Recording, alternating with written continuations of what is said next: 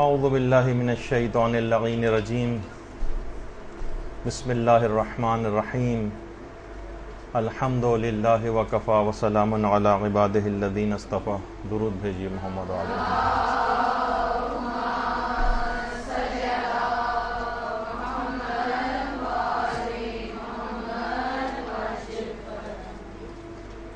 بہترین نماز کیسے پڑھیں، اس موضوع پر درس نمبر 8.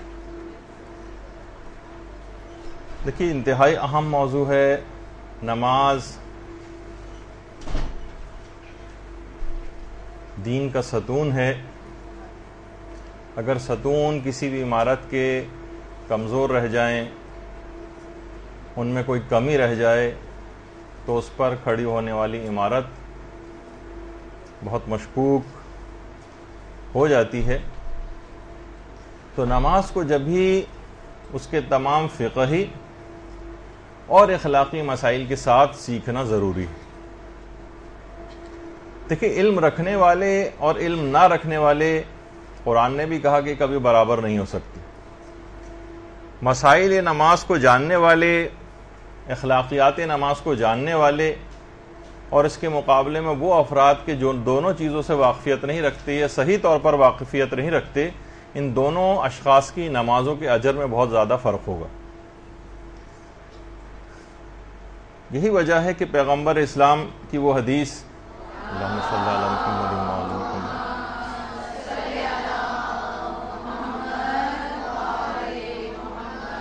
کہ عالم کی 2 رکعت نماز غیر عالم کی 70 نمازوں سے افضل.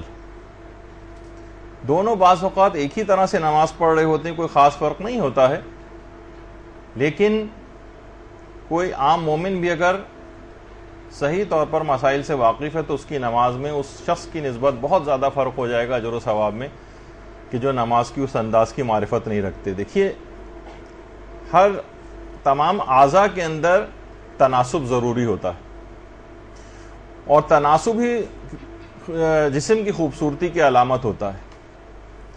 نماز بھی اسی طرح سے ہے. اس کا چہرہ بھی ہوتا ہے، نماز کی آنکھیں بھی ہیں، نماز کے کان بھی ہیں، نماز کے ہونٹ بھی ہیں، نماز کی دانت بھی ہوتے ہیں، اعضاء و جوارے بھی ہیں نماز کے. جس طرح سے خود ارکان نماز قیام، رکوع، سجدہ، قرات، تشہد، سلام، جتنے بھی مستحبات ہیں، واجبات ہیں، یہ سب اعضاء و جوارے کی سی حیثیت رکھتے ہیں. ان کی اگر صحیح طرح سے ادائیگی ہوگی تو بارگاہ خداوندی میں یہ نماز قبولیت کے درجے تک پہنچے گی، ورنہ انتہائی بگڑی ہوئی شکل کے ساتھ، غیر متوازن اعضاء کے ساتھ، یا غائب اعضاء کے ساتھ، یا ٹیڑے میڑے اعضاء کے ساتھ، یہ خدا کے غضب کا باعث بھی بن سکتی. ایسی نمازوں کو پروردگار عالم منہ پہ مار دیتا ہے. آپ بھی اگر دیکھیں، کسی کو کبھی کوئی تحفہ دیں آپ، اور تحفہ آپ اس طرح سے دیں، ٹیڑھے میڑا، اس کے اوپر آدھا صفحہ کوئی چیز کا لگایا ہوا ہے، کسی طرح سے کوئی جو ریپنگ پیپر ہوتا ہے وہ کسی کلر کا لگایا ہوا، تو دوسرا بھی کہے گا کہ کس انداز سے تو بہتر تھا کہ تم تحفہ ہی نہ دیتے. کسی کو آپ کوئی اخبار آپ سے مانگے اور اخبار کو آپ بالکل اس کا کچومر بنا کے اس کے حوالے کریں کہ یہ لیجیے، پڑھ لیجیے اخبار کھول کے، تو وہ کہے گا کہ آپ نے کس انداز اور طریقے سے مجھے یہ چیز دی. تو دیکھیں، مسائل نماز ایک ایسی اہم چیز ہے کہ یعنی دین کے جو فقہی مسائل ہیں، کہ بڑے بڑے انبیاء نے، اولو العزم پیغمبروں نے، حضرت ابراہیم جیسے، انہوں نے بھی پروردگار سے دعا کی تھی، جو کہ سورہ بقرہ کے اندر حضرت ابراہیم کی دعا بھی ہے کہ وَأَرِنَا مَنَاسِكَنَا، کہ پروردگار ہم کو عبادت اور بندگی کا صحیح راستہ اور طریقہ سکھا دے. حج کے سلسلے میں بھی یہی ہے کہ مسائل حج کو سے واقفیت ہونی چاہیے، اور جتنی بھی عبادتیں انسان انجام دیتا ہے صحیح طرح سے اس کو پتہ ہونی چاہیے. تو تمام مسائل آپ کو سیکھنا ہے. معمولی غلطیاں بھی بعض اوقات اس انداز سے مہلک ثابت ہوتی ہیں. دیکھیے، تھوڑی سی باریک بینی کے ساتھ مسائل کو حاصل کرنا ہوتا ہے. لوگ کہتے ہیں بھائی اس سے کیا فرق پڑتا ہے، تھوڑا بہت تو چل جاتا ہے. نہیں، دیکھیے 100 قدم کے فاصلے پر اگر ایک خزانہ ہے اور آپ 90 قدم کے بعد جتنی بھی کھدائی کر لیں گے خزانہ ملے گا نہیں. اسی طریقے سے فون کے کتنے سارے ڈیجٹس ہوتے ہیں، فون میں کتنے ڈیجٹس ہوتے ہیں، ان میں آپ کہیں کہ بھائی 5 یا 6 یا 7 تو میں نے ملا لیے، مثلا اگر 8 ڈیجٹس ہیں یا 7 ہیں، ان میں سے ایک بھی اگر نہیں ملایا تو فون کبھی مل کر نہیں دے گا۔ چابی کا ایک دندانہ جو ہوتے ہیں، ایک دندانہ بھی اگر اس کا کم ہے یا صحیح طور پر نہیں ہے تو تالا کبھی کھلے گا نہیں۔ یہی وجہ ہے کہ تفسیر المیزان میں علامہ محمد حسین طباطبائی نے سورہ بقرہ کی آیت نمبر 198 کے ذیل میں، جو سورہ بقرہ کی آیت ہے وَأْتُوا الْبُيُوتَ مِنْ أَبْوَابِهَا، کہ گھروں میں دروازوں کے ذریعے آؤ، باقاعدہ تفسیر میں یہ بات بیان کی گئی ہے کہ اس کے معنی یہ بھی ہیں جو روایات سے ثابت ہیں کہ ہر کام کو اس کے صحیح طریقے سے انجام دو اور اس کے دستور کے مطابق انجام دو۔ آپ دیکھتی ہیں کہ مشینیں جو ہوتی ہیں ان کے ساتھ ایک مینول ہوتی ہے چلانے والی، کہ اس کو چلایا کیسے اس مشین کو جائے گا۔ اسی طریقے سے جو توضیح المسائل ایک مینول ہے کہ آپ کو زندگی کیسے گزارنی ہے۔ تو تمام مسائل کی اہمیت ہے اور آپ کو چوں چرا نہیں کرنا، جیسے کہ ابھی آگے چل کے کافی ایسی چیزیں آنے والی ہیں درس میں کہ جس پہ بہت سے لوگوں کو اعتراض ہونے لگتا ہے بھائی ایسا کیوں اور ویسا کیوں، اور دین تو بہت آسان ہے، آپ اتنی مشکلات کیوں کھڑی کر رہے ہیں اس میں۔ آج ہمارا جو درس ہوگا اس ایک لحاظ سے فقط اور فقط سورہ الحمد کی غلطیوں کے اوپر ہے۔ سورہ الحمد کی 2.25 گھنٹے کی غلطیاں ہیں، 5-6 آیتوں کا سورہ ہے، ایک اور ملا لی جائے بسم اللہ تو 7 آیتیں، لیکن غلطیاں اس کے اندر بے شمار ہیں۔ اچھا، اب تو ایسا کیوں ہے اور ویسا کیوں ہے، علتیں اور حکمتیں لوگ جو ہیں وہ معلوم کرتے ہیں۔ تو بہرحال آپ کو علتیں معلوم نہیں کرنی، بس حکم خدا معلوم کرنا ہے اور اس کے اوپر عمل کرنا ہے۔ آغا محسن قراتی تفسیر قرآن کا کتنا طویل عرصے سے ان کے دروس ایران ٹی وی پر چل رہے ہیں، کہنے لگے ایک دفعہ ایک شخص میرے پاس آیا اور کہنے لگا بتائیے فجر کی نماز 2 رکعت کیوں ہے؟ انہوں نے کہا مجھے نہیں معلوم، بس حکم خدا ہے، اس وجہ سے ہم پڑھتے ہیں۔ کہنے لگے اس نے روشن فکروں جیسی صورت بنا لی، انٹیلیکچوئلس نہیں ہوتے سو کالڈ۔ کہا کہ جناب آج کل کی دنیا جو ہے وہ دنیا علم ہے، آپ کو پتا ہونا چاہیے کہ فجر کی نماز 2 رکعت کیوں ہے اور ظہر کی 4 رکعت کیوں ہے۔ ہم بغیر علت و حکمت جانے دین کو نہیں مان سکتے، ہر چیز کی علت اور حکمت پتا ہونی چاہیے۔ میں نے کہا اچھا، یا آپ یہ بتائیے کہ انار کا پتا چھوٹا کیوں ہوتا ہے اور انگور کا بڑا کیوں ہوتا ہے؟ کہنے لگا معلوم نہیں۔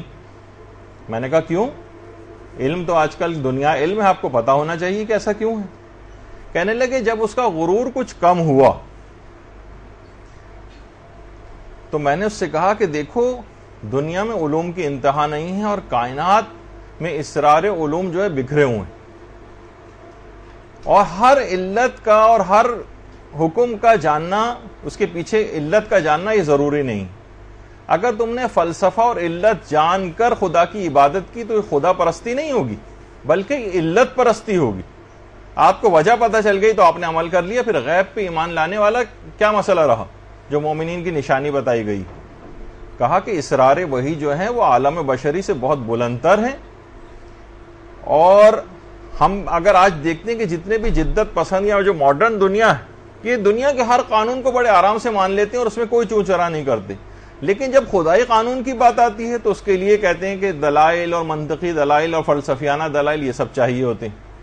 آپ مجتہد عالم کی تقلید کے پابند ہیں، حتیٰ کہ خود مجتہد عالم بھی اپنے فتوے کا پابند ہوتا ہے، خالی یہ نہیں کہ وہ آپ سے عمل کروانا چاہتا ہے، نہیں، خود بھی عمل کرتا ہے اس پر بڑھ کر۔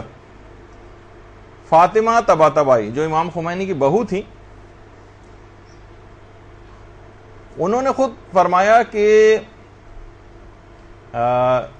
امام خمینی کو جب دل کا ایک عارضہ لاحق ہوا تو قوم کے ایک ڈاکٹر تھے، انہوں نے کہا کہ امام خمینی کو ہاسپٹل لے جایا گیا، تو مجھے بھی فوراً بلایا گیا، میں فوراً ان کے پاس ہاسپٹل پہنچا، ان کا بلڈ پریشر وغیرہ چیک کیا، بہت زیادہ ہائی ہو رہا تھا ان کا بلڈ پریشر۔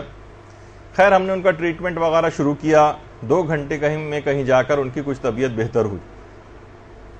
تو ہم نے دیکھا کہ امام خمینی نماز کے لیے اٹھنا چاہ رہے ہیں۔ میں نے کہا دیکھیے آپ فقہ کے اسپیشلسٹ ہیں، میں میڈیسن کا اسپیشلسٹ ہوں، میرے خیال میں اس حالت میں آپ کا اٹھنا حرام ہے۔ دل کے بہت ساری ایسی بیماریاں ہوتی ہیں کہ جس میں ذرا سی بھی موومنٹ جو ہے وہ بعض اوقات مزید ایگزرشن کا سبب بن جاتی ہے اور مزید اٹیک ہو سکتا ہے۔ کہا کہ آپ ٹھیک ہے اس کے اسپیشلسٹ ہیں, میں میڈیسن کا اسپیشلسٹ ہوں, میرے خیال میں آپ کا یہاں سے اٹھنا حرام ہے, آپ لیٹے لیٹے ہی جو ہے وہ ساری نمازیں پڑھیں. امام خمینی نے اس کی بات سنی اور اس کے بعد انتقال تک تمام جتنی بھی نمازیں تھیں سب لیٹے لیٹے ہی انجام دی. اس طرح سے پابند ہوتے ہیں مسائل شریعت کے. تو صرف اپنے ہی مقلدین کے لیے فتویٰ نہیں ہوتا, خود اپنے لیے بھی ہوتا ہے عمل کے لیے ویسے ہی. یہی وجہ ہے کہ ابان ابن تغلب جو امام کے صحابی تھے وہ فرماتے کہ میں نے مزدلفہ میں امام جعفر صادق علیہ الصلوۃ والسلام کے پیچھے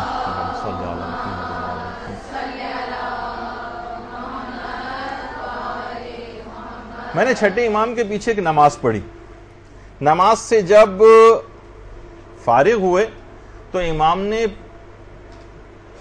میری طرف رخ کیا اور کہا کہ اے ابان, جو بھی نماز پنجگانہ کو اپنے تمام حدود اور شرائط کے ساتھ پڑھتا ہے اور وقت کا خیال کرتا ہے, تو جب یہ قیامت میں خدا کے حضور پیش ہوگا تو اس کے پاس ایک عہد ہوگا, اللہ اسے اس عہد کے تحت جنت میں داخل کرے گا. امام نے فرمایا کہ جو تمام حدود اور تمام شرائط کے ساتھ نماز پڑھے گا, جو ہم اب یہ ساری ڈسکس کرتے جا رہے ہیں چھوٹی چھوٹی باریکیاں بھی کہ اپنی نماز کو بہتر کیسے بنائیں, امام نے فرمایا کہ جو شخص بھی اپنی نماز پنجگانوں کو تمام حدود و شرائط کے ساتھ انجام دے گا اور وقت کا بھی خیال کرے گا, قیامت میں اس حالت میں پروردگار عالم کے پاس پیش ہوگا کہ اس کے پاس ایک عہد ہوگا اور پروردگار اس عہد کے نتیجے میں اس کو جنت میں داخل کرے گا.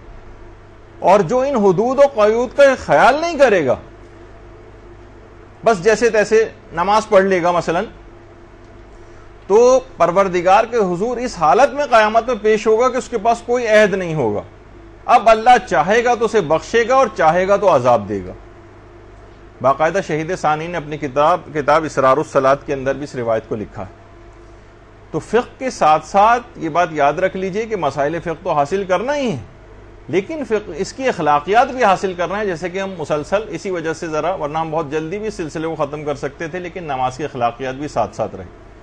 کیونکہ بعض اوقات ہوتا ہے کہ انسان ایک طویل عرصے تک عبادت کرتا ہے, اس کو پتہ نہیں ہوتا کہ کون کون سی چیزیں ایسی ہیں کہ جو میری عبادت کو ضائع کرنے والی. پیغمبر اسلام جب بھی ارشاد فرماتے تھے, درود بھیجیے محمد صلی اللہ علیہ وسلم,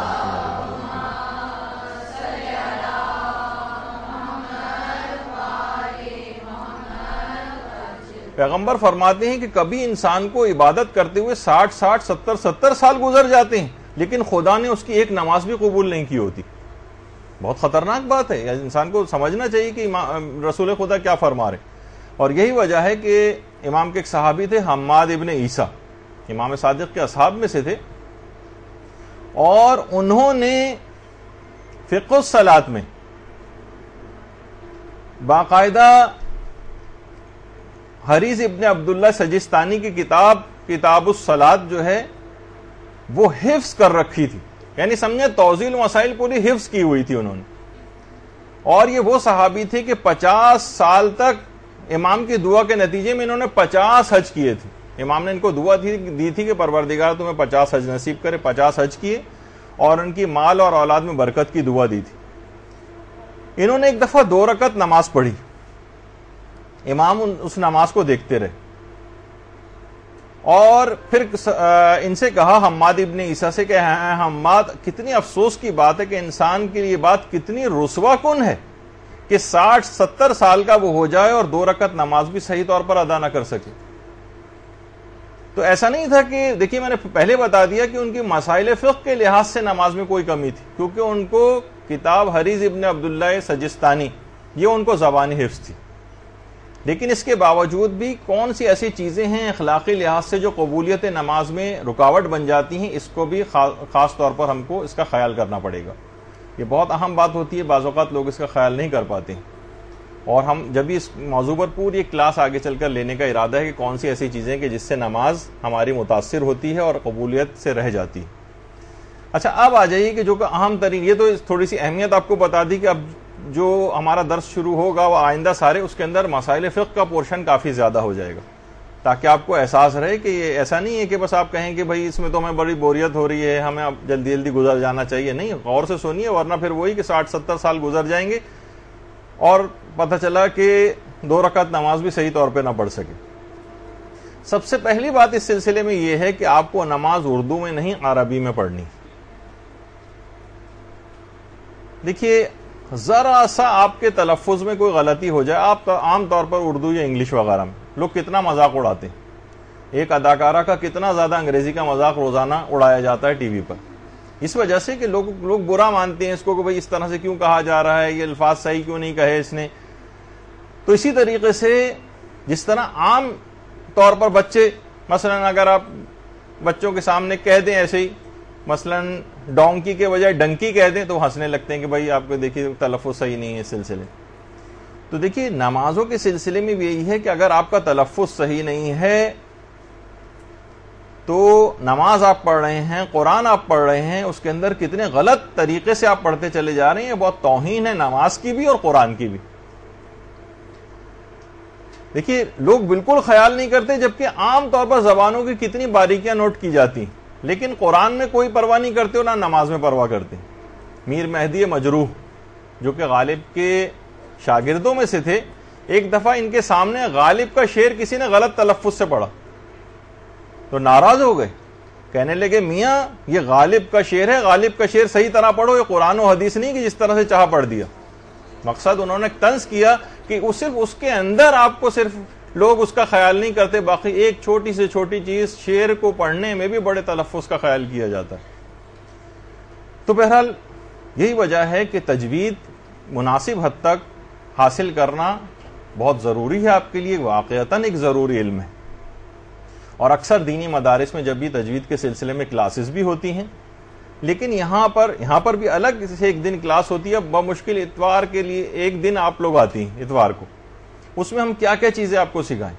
ہم لوگوں کی ویسے تو اپنے طور پر ایک دلی خواہش تھی جو کہ پوری ہوتی نظر نہیں آتی کہ 5 دن کا کم سے کم ہفتے میں مدرسہ ہوتا تو ہم 5 سال والی چیزیں آپ کو 1 سال میں پڑھا دیتے. اب جو آپ 5 سال میں پڑھتی ہیں وہ 5 دن والے مدرسے میں 1 سال کے اندر ہو سکتا تھا اور 2 سال میں سمجھے 10 سال کے برابر پڑھایا جا سکتا تھا.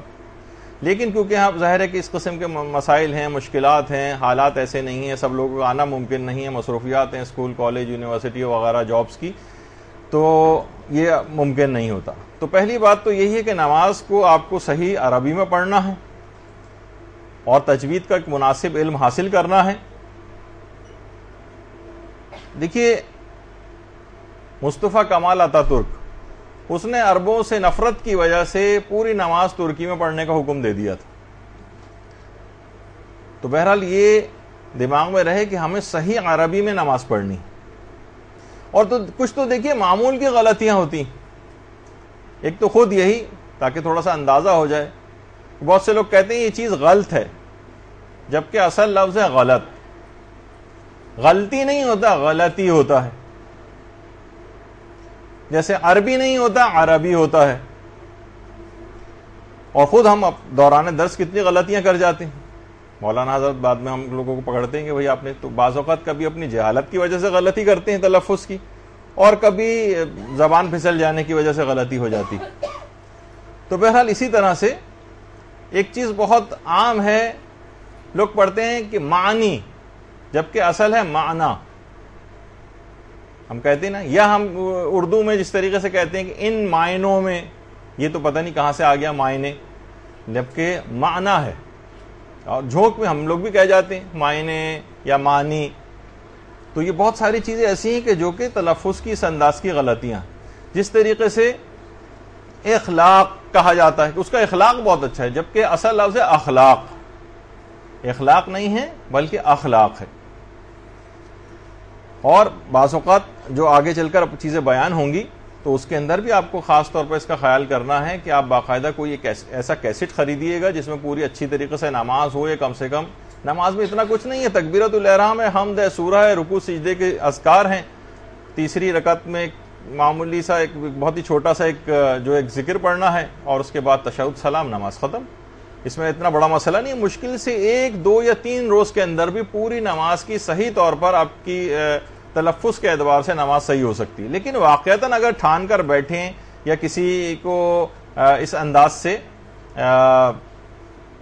باقاعدہ کسی سے ٹیوشن لے لیں جو صحیح طور پر آپ کی نماز کو صحیح کروا دے، تو بعض اوقات دیکھیے یہ ہوتا ہے کہ اس وجہ سے میں نے یہ کہا کہ یہاں آپ صرف ہمارا تلفظ سن کر ہی آپ تلفظ نہ صحیح کیجیے گا، بعض اوقات جو زیادہ ماہر ہیں ان کی بات، کیونکہ استاد کی غلطیاں بعض اوقات شاگردوں میں سرایت کر جاتی ہیں. ایک بچے سے میں ایک دفعہ سن رہا تھا کسی سورہ کا ترجمہ، سورہ کوثر کا، تو اس نے کہا، ہمارے ماحول اور معاشرے یہیں کا بچہ، کہ اس نے کہا کہ بے شک تمہارا دشمن ہی بے اولاد رہے گا. اب میں بڑا حیران ہوں کہ اس نے اس طرح سے عام طور پہ تو نہیں کہا، بے اولاد کہا جاتا ہے، بے اولاد. تو معلوم یہ چلا کہ نہیں، جو مولانا صاحب آتے ہیں سکھانے انہوں نے اسی انداز سے، تو بچے نے پورا وہ کیچ کر لیا ان کا وہ لہجہ بھی. اسی طرح سے علامہ ذیشان حیدر جوادی ایک دفعہ ایک مدرسے میں گئے، قرآن وغیرہ پڑھایا جاتا تھا، بچوں سے انہوں نے کوئی سورہ سنا تو بچے نے کچھ تلفظ کی غلطی کی، دوسرے بچے سے سنا وہی والا سورہ، وہی غلطی اس نے بھی کی، تیسرے سے سنا اس نے وہی غلطی کی، سمجھ گئے کہ یہ غلطی بچے کی نہیں، اور کہا کہ دیکھو بچوں اس میں کچھ تم لوگوں نے غلطیاں کی ہیں، اب تمہارے استاد جو ہیں یہ آپ کو سورہ پڑھ کے سنائیں گے اور اپنا سورہ سب چیک کریں. اب جب استاد صاحب نے سورہ پڑھنا شروع کی تو وہی غلطی انہوں نے بھی کی تھی، تو وہی چیزیں ساری بچہ بھی سیکھتا چلا گیا. تو آپ باقاعدہ طور پر صحیح طور پر اس کو سیکھنے کی ضرورت ہے، اور اس میں چاہے کچھ آپ کو ٹیوشن لگانی پڑے کسی بھی انداز سے، آپ کو ضرور عام طور پر جو رائج غلطی ہیں ان کو کریکٹ کرنا چاہیے. اسی طرح سے جو بہت ایک کامن غلطی، وہ پیغمبر اسلام کے ایک نام میں جو کہ احمد ہے، جبکہ ہم اسے پڑھتے ہیں احمد نہیں ہے، وہ ہے احمد، جو کہ خود سورہ صف میں قرآن کی آیت بھی ہے اس سلسلے میں جس میں پیغمبر کا یہ نام آیا ہے. یعنی صحیح تلفظ ہے، الف پر زبر ہے، ہا جو ہے وہ ساکن ہے، میم کے اوپر زبر ہے، اور دال جو ہے وہ ساکن، احمد. تو بعض اوقات اس طرح سے غلطیاں ہو جاتی ہیں، اور نمازوں میں اگر یہ غلطیاں ہو جائیں تو پھر ایک دماغ میں سوال ابھرتا ہے کہ غلط تلفظ سے ہم نے جتنی نمازیں پچھلی اب تک پڑھی ہیں ان سب کا کیا ہوگا. تو زیادہ تر علماء اس سلسلے میں یہ بات کہتے ہیں کہ پچھلی تمام نمازوں کو صحیح سمجھ لیا جائے گا، بس آئندہ آپ کو احتیاط کرنا ہے. اور اس کا مسئلہ اس وقت بہت زیادہ پیش آتا ہے، خاص طور پہ جب انسان حج پہ جاتا ہے اور وہاں 2 رکعت نماز پڑھنی واجب ہے، اس کے بغیر آپ کا حج و عمرہ بھی صحیح نہیں ہوتا ہے. تو حج و عمرہ اگر صحیح نہ ہو اور نماز مثلا کسی کی صحیح نہ ہو تو وہ بھی متاثر ہوتا ہے. تو وہاں پر بڑا یہ مسئلہ پیش آتا ہے کہ نہ ہمارا قرات صحیح ہے، نہ ہم تلفظ صحیح کر پاتے ہیں، اب یہ نماز پڑھنی ہے، اب کیا کیا جائے گا. تو بعض اوقات کچھ مسائل کے تحت نائب وغیرہ بھی بنانا پڑ جاتا ہے، یا جیسے تیسے خود جو نماز پڑھنی ہے وہ پڑھنی ہوتی ہے. تو لیکن بہرحال یہ کہ اپنے اتنی اہم عبادتوں کو اس طرح انداز سے ضائع نہیں کرنا چاہیے. اور صحیح طور پر ایک تو ایسا نہیں کہ مثلا کسی کے پاس جا کے ایسی آپ کھڑے ہو جائیں اور کہیں ذرا میری قرات سن لیجئے، نہیں، باقاعدہ طور پر اچھی طرح سیکھی. ایک دفعہ میں نے بھی یہ غلطی کی تھی. ہمارے استاد محترم مولانا صادق حسن صاحب قبلہ، ایک دفعہ میں آج سے تقریباً 20-22 سال پہلے ان کو لینے کے لیے جاتا تھا، میڈیکل کالج میں پڑھتے تھے، تو مولانا کو میں رکشے میں لینے جاتا تھا گھر سے. تو راستے میں رکشہ جیسا ہیلی کاپٹر کی طرح کی جس میں آواز آ رہی ہے، میں نے مولانا سے فرمائش کی، اتنا غنیمت بات ہے کہ آدھا گھنٹہ ان کے ساتھ رکشے میں مل رہا ہے کہ مولانا ذرا میری قرات سن لیجئے کہ صحیح طور پر میری الحمد ہے اور سورہ ہے صحیح پڑھ رہا ہوں یا نہیں. تو مولانا نے بھی منع کیا کہ بھائی یہ کون سی جگہ ہے رکشے کے اندر جو نہ آواز آپ کی صحیح سنائی دے رہی ہے نہ کچھ ہے، تو بہتر ہے آپ کیسٹ خریدیں اور اس سے آواز کے ساتھ آواز ملا کر جو ہے اپنی قرات کو چیک کریں. تو اچھا، پھر آپ کہیں گے پھر آپ کو جب آپ اتنے ماہر نہیں ہیں تو آپ کو اس پہ کہنے کی کیا ضرورت ہے. تو دیکھیے پھر وہی بات ہے اس کے اندر کہ کھانے پر تنقید کرنے کے لیے آدمی کا ماہر باورچی ہونا ضروری نہیں ہوتا. تو بہرحال ضروری نہیں ہے، لیکن ہم آپ کو اس کا احساس دلا رہے ہیں کہ اس کو صحیح طور پر ٹھیک کرنے کی ضرورت ہے. دیکھیے قرآن کے بہت سارے حقوق ہیں، اور خود نماز میں جو قرات ہے اس کا کم سے کم حق یہ ہے کہ اسے صحت الفاظ کے ساتھ اور ضروری قواعد تجوید کی رعایت کرتے ہوئے پڑھا جائے. یہ قرآن کا کم سے کم حق ہے. دیکھیے جو سب سے پہلی آیت جو قرآن کی ہے، اقرا بسم ربک الذی خلق، یہ سب سے پہلی آیت، تو اس میں بھی دیکھیے یہی ہے کہ اس میں قرآن کی قرات یعنی خود قرآن کا صحیح تلفظ کے ساتھ پڑھنا، اس سے اس کی اہمیت پتہ چلتی کہ سب سے پہلی آیت یہ ہے. اور اتنی اہمیت ہے اس کی قرات کی کہ دیکھیے یہ کتاب جو ہے قرآن، یہ فقط مطالعے کی کتاب نہیں، جس طرح ہم لیٹ کے کتابیں پڑھتے ہیں اس طرح سے اس کو پڑھنا شروع کر دیں، بلکہ اس کو زبان سے پڑھنا بھی ضروری ہوتا ہے۔ اسی وجہ سے اس کو قرآن کہا جاتا ہے، سب سے زیادہ پڑھی جانے والی کتاب، اور یہ پوری دنیا میں سب سے زیادہ پڑھی بھی جاتی ہے۔ اور باقاعدہ سورہ فصلت میں دشمنان اسلام کا جو ایک قول نقل کیا ہے کہ لا تسمعوا لہذا القرآن، جو دشمنان اسلام تھے وہ یہ کہتے تھے اس قرآن کو مت سنو، جس وقت یہ پڑھا جائے تو لغو باتیں کرو تاکہ دوسروں کے کانوں تک اس کی آواز نہ پہنچے، شور مچانا شروع کرتے تھے، لغویات بکنی شروع کر دیتے تھے۔ لیکن اس وقت جس وقت اس کی قرات کی جاتی تھی، جس وقت اس کی تلاوت کی جاتی تھی، یعنی خود تلاوت خود ایک بہت اہم ترین چیز ہے، جیسے کہ آج کل دیکھیے اس سلسلے میں بھی دو گروہ لوگوں کے بن گئے، قرات قرآن کے، نماز کے سلسلے میں نہیں، قرات قرآن کے سلسلے میں۔ یعنی کچھ افراد تو کہتے ہیں، یعنی وہ تو اس پہ عامل بھی ہیں کہ کسی بھی آیت کا نہ ترجمہ پتا ہے، جیسے کہ عام طور پر کچھ حفاظ وغیرہ ہوتے ہیں۔ ایک مولانا محترم مجھے بتا رہے تھے کہ ان کی کسی حافظ قرآن سے، بڑے مشہور حافظ قرآن سے بات ہوئی، انہوں نے کہ بہت مشہور ترین آیت کا ترجمہ ان سے پوچھا، تو کہنے لگے نہیں یہ تو ہم نے ترجمہ وغیرہ ہمیں نہیں پتا ہوتا، ہم صرف قرآن ویسے حفظ کیا ہوا، یعنی نہ کسی آیت کے معنی سے واقف ہیں، معنی سے، دیکھیں میں نے پھر معنی کہہ دیا آپ کے سامنے، وہ جو زبان پہ چڑھا ہوتا ہے، تو نہ کسی آیت کے معنی سے واقف ہیں، نہ کسی مفہوم سے، اور فقط پیغام صرف اس کے اوپر رہ گئے ہیں کہ صرف ہمیں الفاظ صرف پڑھنا۔ اچھا کچھ ایسے بھی ہیں اس کے اندر، کچھ ایک دوسرا گروہ دوسری سائٹ پر چلا گیا، وہ کہتے ہیں صرف قرآن کے پیغامات کو لینا چاہیے، قرات وغیرہ کی کوئی خاص اہمیت نہیں۔ یہ دونوں افراد جو ہیں افراط و تفریط کا شکار ہیں۔ قرات قرآن بھی بہت زیادہ ضروری ہے، اور اس کے مفاہیم اور اس کی تفسیر سے واقفیت اور اس کے پیغامات سے واقفیت بھی بہت ضروری ہے۔ یہ نہیں کہ ہم کسی ایک پہلو کو لے لیں، دوسرے کو چھوڑ دیں، دوسرے کو لے لیں تو پہلا پہلو چھوڑ دیں۔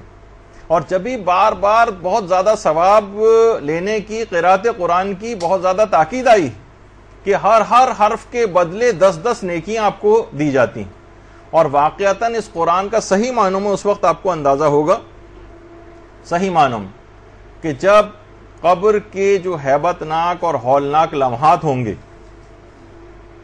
ہمارے اپنے ہی نامہ اعمال کے باعث، اب وہاں پر جب یہی قرآن پہنچے گا، یہی نمازوں کی قرات پہنچے گی، وہی تلاوت قرآن جو ہے وہاں پر پہنچے گی، اور اس قبر میں آ کر روشنی کرے گی، اس قبر میں آ کر تاریکی کو دور کرے گی، اس قبر کو حد نگاہ تک وسیع کر دے گی، عذابوں کو رحمت پروردگار کے اندر تبدیل کر دے گی۔ اس وقت انسان واقعتاً حسرت کا شکار ہوگا، وہ افراد کے جو کہ نمازوں سے غافل ہیں، یا صحیح طور پر نمازیں میں قرآن کا حق ادا نہیں کر پاتے، یا تلاوت قرآن یہاں پر نہیں کرتے مصروفیات کے باعث۔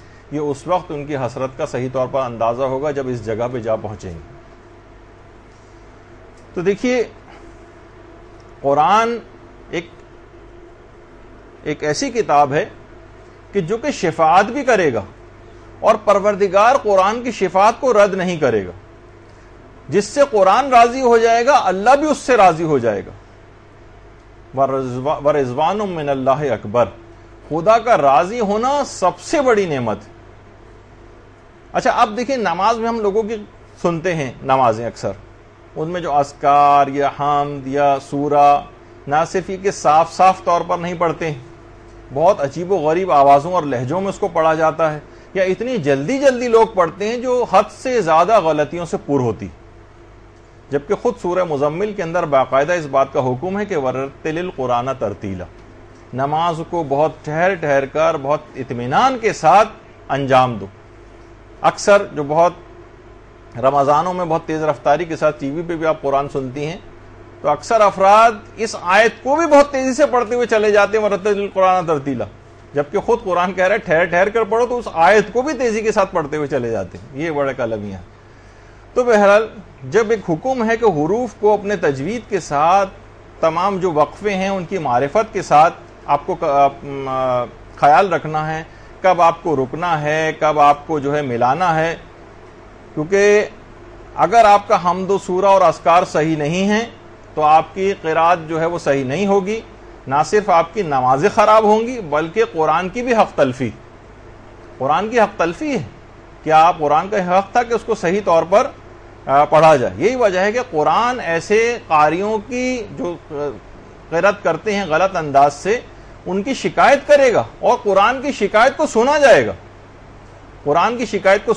گا. یہ ان افراد کی بھی شکایت کرے گا جو اسے پڑھا نہیں کرتے تھے, یا ان کی شکایت بھی کرے گا جو اس پر عمل نہیں کرتے تھے, یعنی نہ اسے صحیح طریقے سے پڑھا اس کی بھی شکایت, اور نہ جنہوں نے عمل کیا ان افراد کی بھی شکایت کرے گا. اب سوچیے کہ ہم قرآن کی شفاعت کے بھروسے پر گئے تھے اور وہ قرآن خود ہی ہمارے خلاف مدعی بن کر کھڑا ہو گیا, وہ خود ہی ہماری شکایتیں کرنے لگا اور اس کی شکایت سنی بھی جائے گی. تو دیکھیے یہی وجہ ہے کہ قرآن کو اچھی آواز کے ساتھ, اچھے لہجے کے ساتھ جو ہے آپ کو پڑھنا ہے. خود پیغمبر کی حدیث ہے کہ اچھی آواز سے قرآن کو پڑھو, کیونکہ اچھی آواز سے قرآن کو خود پڑھنا یہ جو ہے یہ قرآن کے حسن کو اور بڑھا دیتا. اچھا, اب اچھی آواز سے جیسے وہ ہم آپ کو تھوڑا سا ایک سنا دیتے ہیں کہ اچھی آواز ضروری نہیں کہ بہت زیادہ بڑے بڑے قاریوں کی طرح سے ہو, لیکن اس انداز سے بھی ہو سکتی ہے. بسم اللہ الرحمن الرحیم الحمد للہ رب العالمین الرحمن الرحیم مالک یوم الدین ایاک نعبد و ایاک نستعین اهدنا الصراط المستقیم صراط الذين أنعمت عليهم غير المغضوب عليهم ولا الضالين.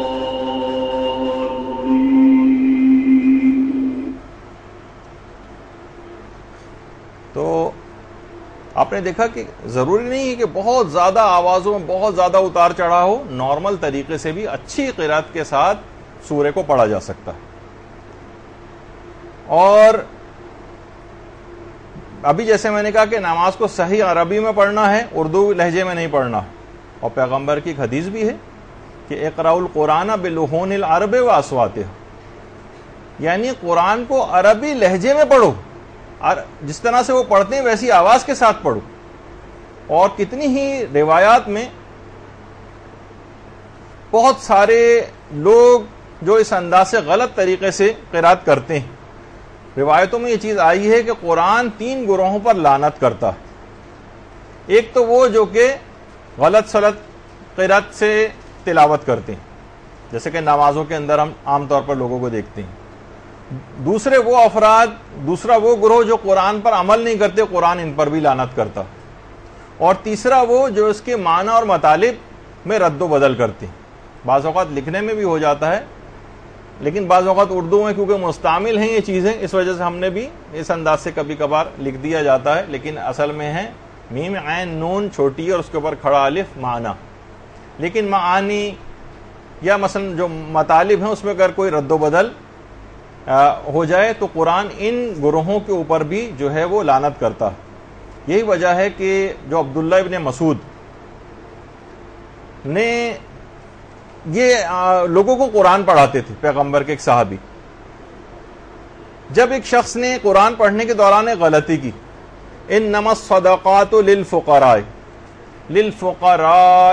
یعنی اس کے اوپر جو ایک مد ہے یعنی اس آیت کو بغیر مد کے پڑھا, تو انہوں نے فوراً ٹوک دیا کہ ہم عہد رسول اللہ میں اس کو بغیر مد کے نہیں پڑھا کرتے تھے, بلکہ رسول اللہ نے ہمیں اس طرح سے پڑھا ہے اور پھر اس کو مد لگا کر پڑھ کے بتایا ہے. تو بعض اوقات یہ بھی بہت قرأت میں غلطی ہوتی ہے کہ تھوڑی سی دیکھیے ذرا سی محنت, ذرا سی کوشش کر کے انسان اپنی قرأت کو صحیح کر سکتا. اس کے لیے جتنی بھی عمر گزر جائے, عام طور پر بوڑھے افراد سوچتے ہیں کہ اب تو بہت عمر ہماری ہو گئی. کتنے میں ایسے دیندار بزرگوں سے واقف ہوں جنہوں نے 70 سال کی عمر میں جو ہے وہ قرآن پڑھنا شروع کیا اور 1-2 سال کے اندر پورا قرآن ختم کر لیا. تو دیکھیے بہت اہمیت ہے اس بات کی, کوئی اتنا مشکل کام نہیں, اور نمازوں کی قرأت تو بہت ہی جلدی بھی سیکھی جا سکتی. تو ہم دیکھتے ہیں بچوں کی قرأت, بچے کس طرح سے وہ جو ہم کہتے ہیں کہ ٹربو بوسٹ لگا کے پڑھتے ہیں نمازیں, یعنی ودن سیکنڈز 30 سیکنڈ کے اندر نماز پڑھ کے آ گئے. نوجوان ہیں 1-2 منٹ کے اندر جو ہے نماز ختم کر لیتی ہیں. عورتوں کی قرأت سنیں آپ کبھی بوڑھے افراد کی قرات سنیں، خطرناک حد تک غلط تلفظ کے ساتھ قرات ہوتی. اچھا اس سے مراد یہ بھی نہیں کہ فوراً آپ کے دماغ میں یکسر یہ چلا جاتا ہے کہ ہمیں قاری عبد الباسط عبد الصمد اس طرح کی قرات کرنی ہے اور اتنے قوانین سے واقفیت ہونا ضروری ہے جو اتنے بڑے بڑے مثلاً خود ایران کے جو شہریار پرہیزگار کتنے مشہور قاری ہیں، شاید ان کی قرات جو ہے ویسی ہونی چاہیے، یا جس طرح سے امام کعبہ جو ہے وہ قرات کرتے ہیں اس کی طرح سے لوگ سوچتے ہیں کہ جناب قرات تو یہ اس طرح انداز کی ہونی چاہیے. بس صحیح طور پر ایسے الفاظ ادا کیے جائیں کہ جس سے سمجھا جائے کہ آپ نے اس کو صحیح عربی میں پڑھا ہے. یہاں پر ہرگز بھی اس سے مراد نہیں ہے کہ حسن قرات کے جو مقابلے ہوتے ہیں اس کے اندر جن قواعد کا اور شرائط کا خیال کیا جاتا ہے آپ اس کی پاسداری کریں، بلکہ آقا سیستانی نے تو یہ بھی کہا ہے کہ بہت سارے قواعد تجوید ایسے ہیں کہ جو کہ دوران نماز جائز نہیں ہیں وہ تجوید کے قواعد. ابھی کچھ میں آپ کو سنوا بھی دوں گا کچھ ایسے کلپس وغیرہ کہ آپ کو نہیں اس انداز سے پڑھنا چاہے وہ بہت بڑے بڑے قاری کیوں نہ پڑھ رہے ہیں. تو بہرحال دیکھیے اب کچھ علماء یہ کہتے ہیں کہ ہماری جو زبان ہے وہ اس جگہ پر جا کر لگے جو اس لفظ کے نکلنے کا صحیح مخرج، جس کو مخرج کہا جاتا ہے نا، کہ اس جگہ پر جا کر ٹکرائے، یا اس جگہ سے یعنی ہمارے حلق میں یا منہ کے وہ جگہیں کہ جہاں سے وہ لفظ صحیح طور پر نکلتا ہے اسے مخرج کہتے ہیں. اور کچھ علماء یہ کہتے ہیں کہ نہیں، آپ کو صحیح آواز نکالنا ہے چاہے آپ کی زبان کہیں بھی دانتوں سے ٹکرائے، اس سے کوئی فرق نہیں پڑتا. البتہ اس میں دو علماء کے دو گروہ ہیں. حتی المقدور آپ کو سیکھنے کی کوشش کرنا ہے، ہاں پھر اس پوری کوشش کے بعد کوئی اگر کمزوری یا معذوری رہ جائے تو پھر ٹھیک ہے اسی نماز کو صحیح سمجھ لیا جائے گا، لیکن حتی الامکان پورے طور پر صحیح کوشش کرنا. بہت سے افراد پر تو نماز جماعت اسی وجہ سے پڑھنی واجب بھی ہو سکتی کہ تمہیں قرات کیونکہ بالکل صحیح طور پر کرنا نہیں آتی، نہ تم سیکھ سکتے ہو، تو ٹھیک ہے اپنی پھر تمام نمازیں جماعت کے ساتھ پڑھو. تو بہت سارے بوڑھے ایسے ہیں مثلا وہ کہتے ہیں کہ ہم سے یہ لفظ صحیح طور پر نکلتا ہی نہیں، تو ٹھیک ہے آپ بھی معذور ہیں. جیسے بلال کے لیے کہا جاتا تھا کہ سینہ بلال عند اللہ شینو، یعنی بلال کی جو سین ہے وہ اللہ کے نزدیک شین ہی شمار ہوتی. تو خاص طور پر آپ کو دوران نماز جن کا خاص طور پر الحمد کے سلسلے میں بھی خیال رکھنا ہے اور جگہوں پہ بھی کہ آپ کو ملتے جلتے جو الفاظ ہیں اس میں فرق کرنا بہت ضروری ہے. ایسا نہیں کہ بس روا روی میں ایسے ہی پڑھ لیا کہ کبھی ہم الف کے بجائے عین کی آواز نکالنے لگتے ہیں، عین کے بجائے الف کی آواز نکالنے لگتے ہیں. ملتے جلتے الفاظ میں مثلا ہے سین، صاد اور ثے، ٹھیک ہے یہ ملتے جلتے الفاظ ہیں. اسی طرح سے ہا اور ہا ان میں فرق ہونا چاہیے، یہ الگ الگ ہیں. اسی طرح سے زال، زے، ضاد اور زوئے یہ ملتے جلتے الفاظ ہیں، ہم لوگ سب کو ایک طرح سے پڑھتے ہوئے چلے جاتے ہیں عام طور پر. اسی طرح سے تے اور توئے اس کی الگ جو ہے وہ پروننسیشن ہے. جیسے وہ کہا جاتا ہے، دیکھیے بہت زیادہ فرق پڑ جاتا ہے، ایک نقطے سے بھی فرق پڑ جاتا ہے. وہ جو شعر ہے نا کسی کا کہ ہم دعا لکھتے رہے اور وہ دغا پڑھتے رہے، اور ہم وفا لکھتے رہے اور وہ وغا پڑھتے رہے، ایک نقطے نے ہمیں محرم سے مجرم کر دیا. تو بعض اوقات ایک نقطے کی غلطی سے کتنا فرق پڑ رہا ہے.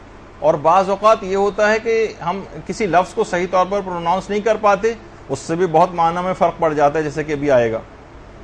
تو اس میں یاد رکھ لیجئے کہ نہ اس میں بہت زیادہ سختی ہے کہ ہم تمام قواعد تجوید کا خیال کریں، اور نہ ہی اتنی نرمی ہے کہ جس طرح سے چاہے پڑھتے چلے جائیں. درمیان میں اس کے کچھ واجبات بھی ہیں قرات کے اور کچھ مستحبات بھی ہیں، ان کا خیال رکھنا. اور یہ چند گھنٹوں میں بھی سیکھے جا سکتے ہیں اور بعد میں صرف آپ کو پریکٹس کرنا ہوتی.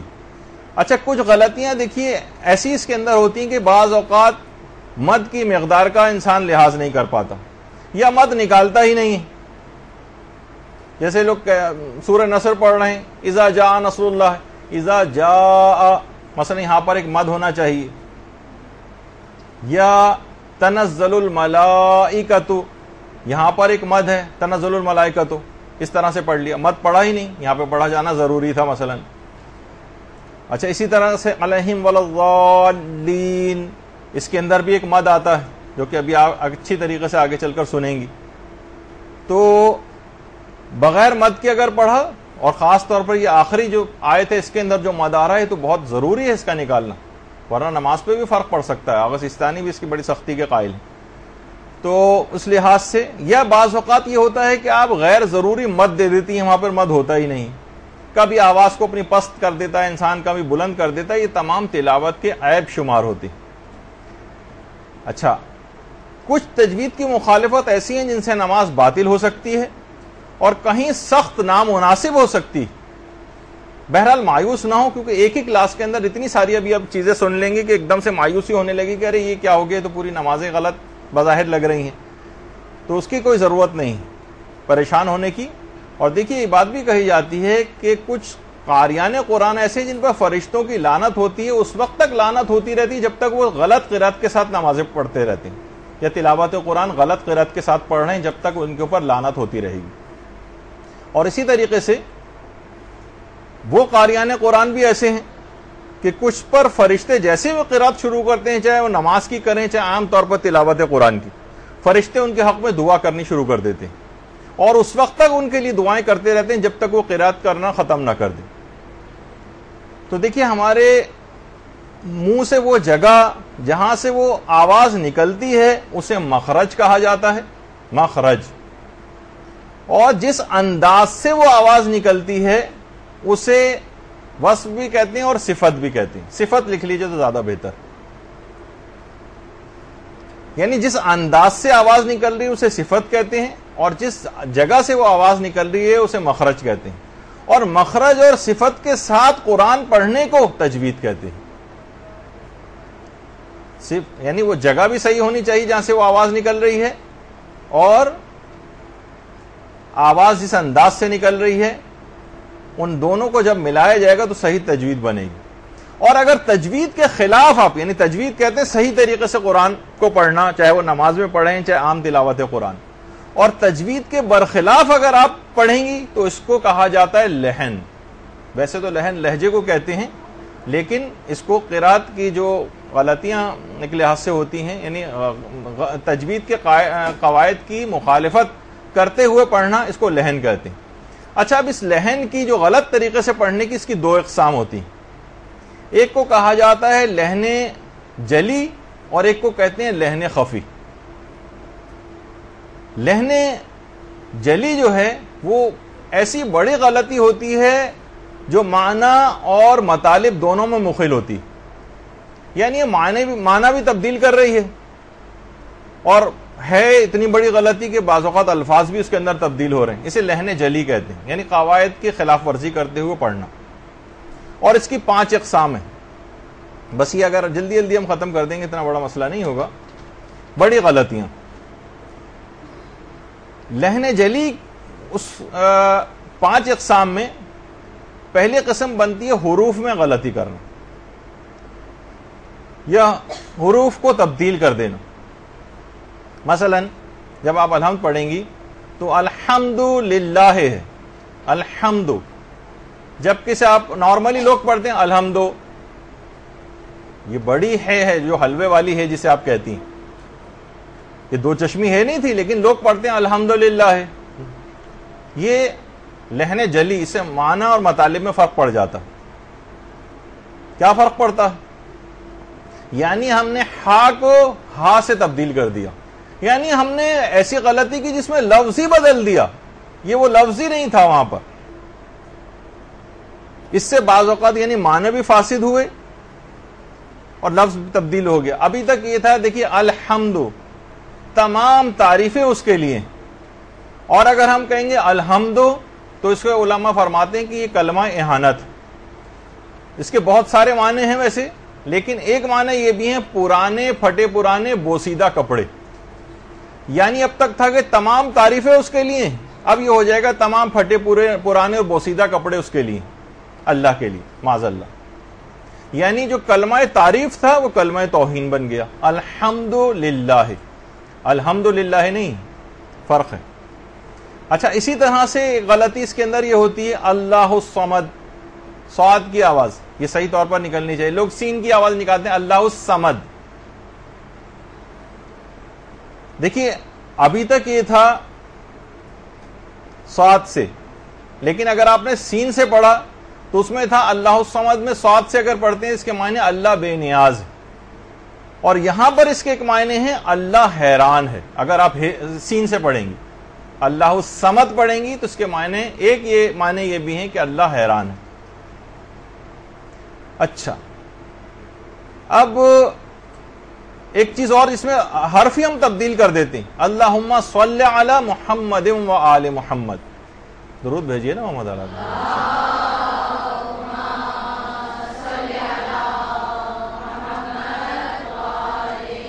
یہاں پر بھی صاد تھا، اگر اس کو سین سے پڑھیں گے تو سلے کے معنی ہیں قتل کرنا، رگ کو کاٹ دینا، ان معنوں میں ہے۔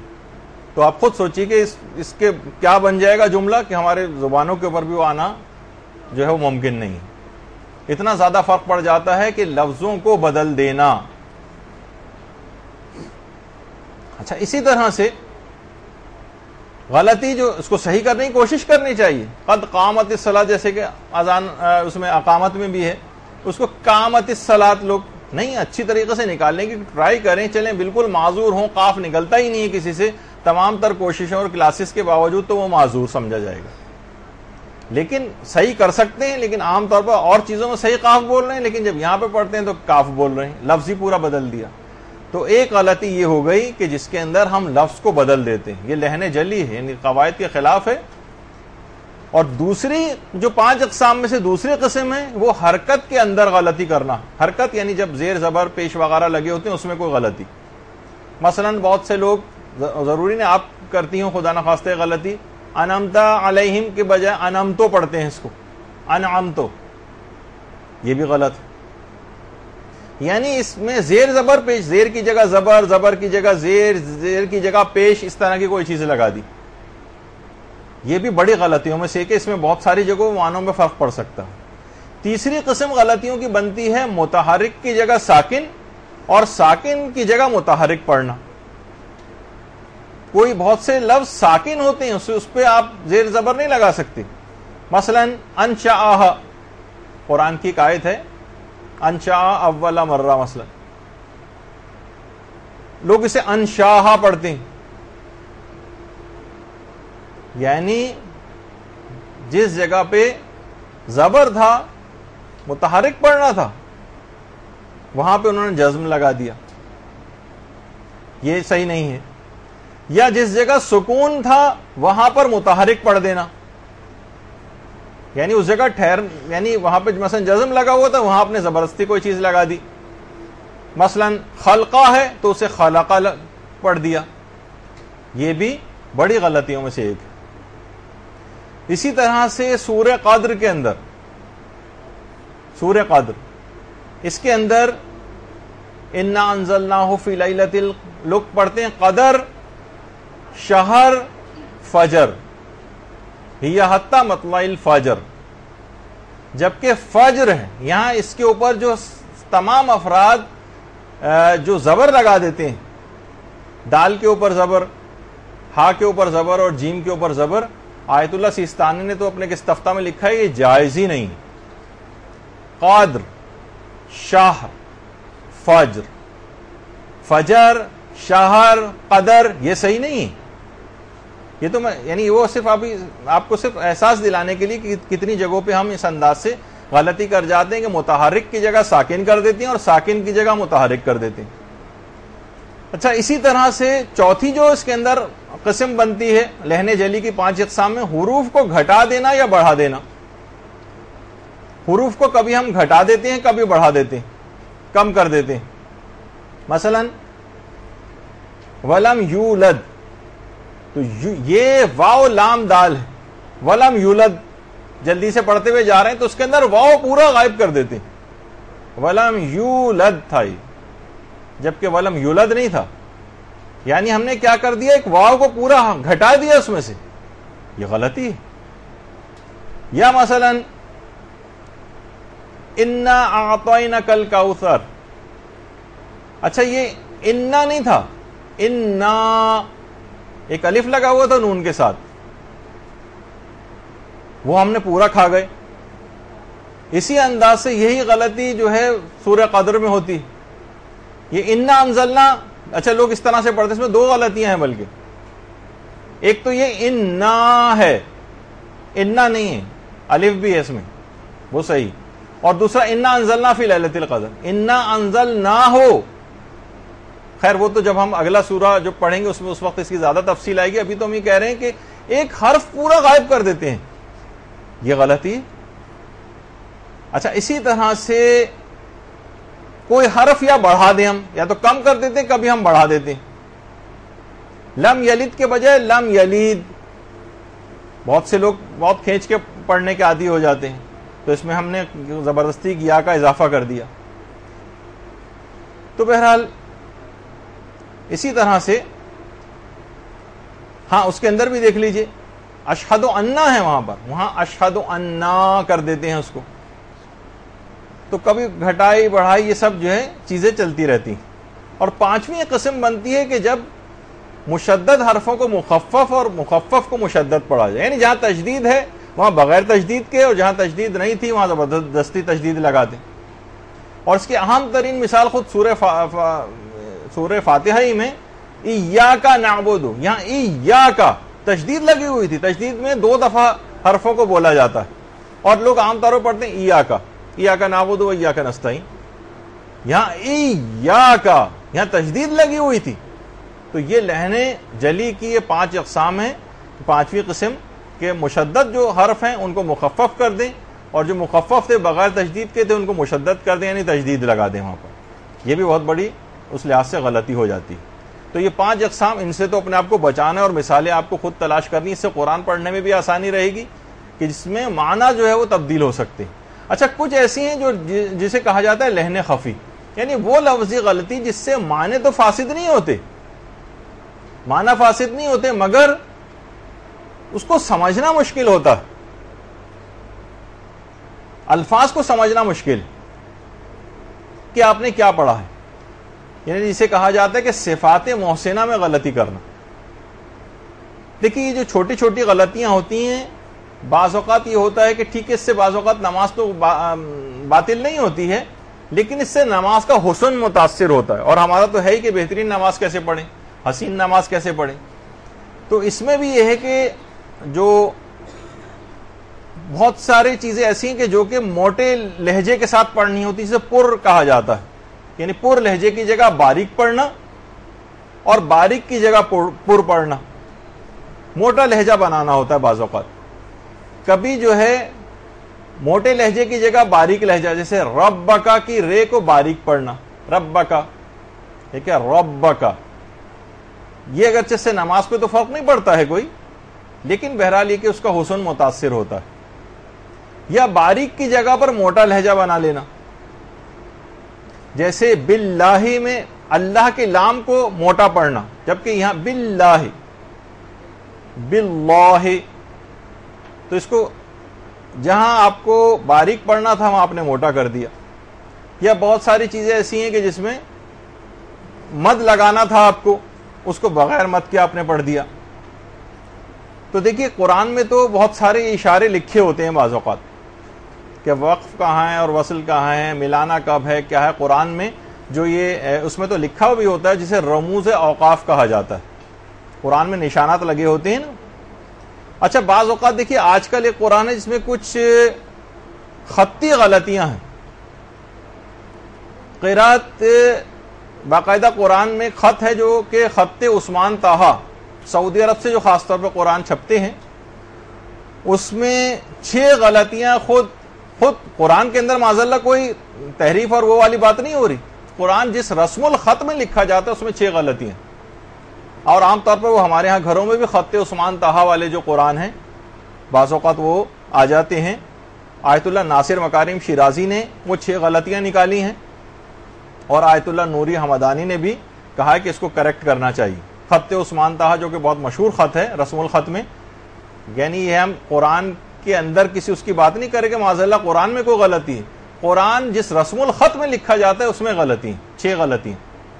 آیت اللہ ناصر مکارم شیرازی نے تو باقاعدہ فتویٰ دیا ہے، اور آیت اللہ نوری حمدانی نے بھی کہ خط عثمان طہا بہت افسوس کی بات ہے کہ اس میں بہت زیادہ اشکالات ہیں اور اس میں اصلاح بہت بہتر ہے کہ اس کے اندر اصلاح کی جائے، اور یہی بات آیت اللہ نوری حمدانی نے بھی اپنے ایک فتوے میں کہی۔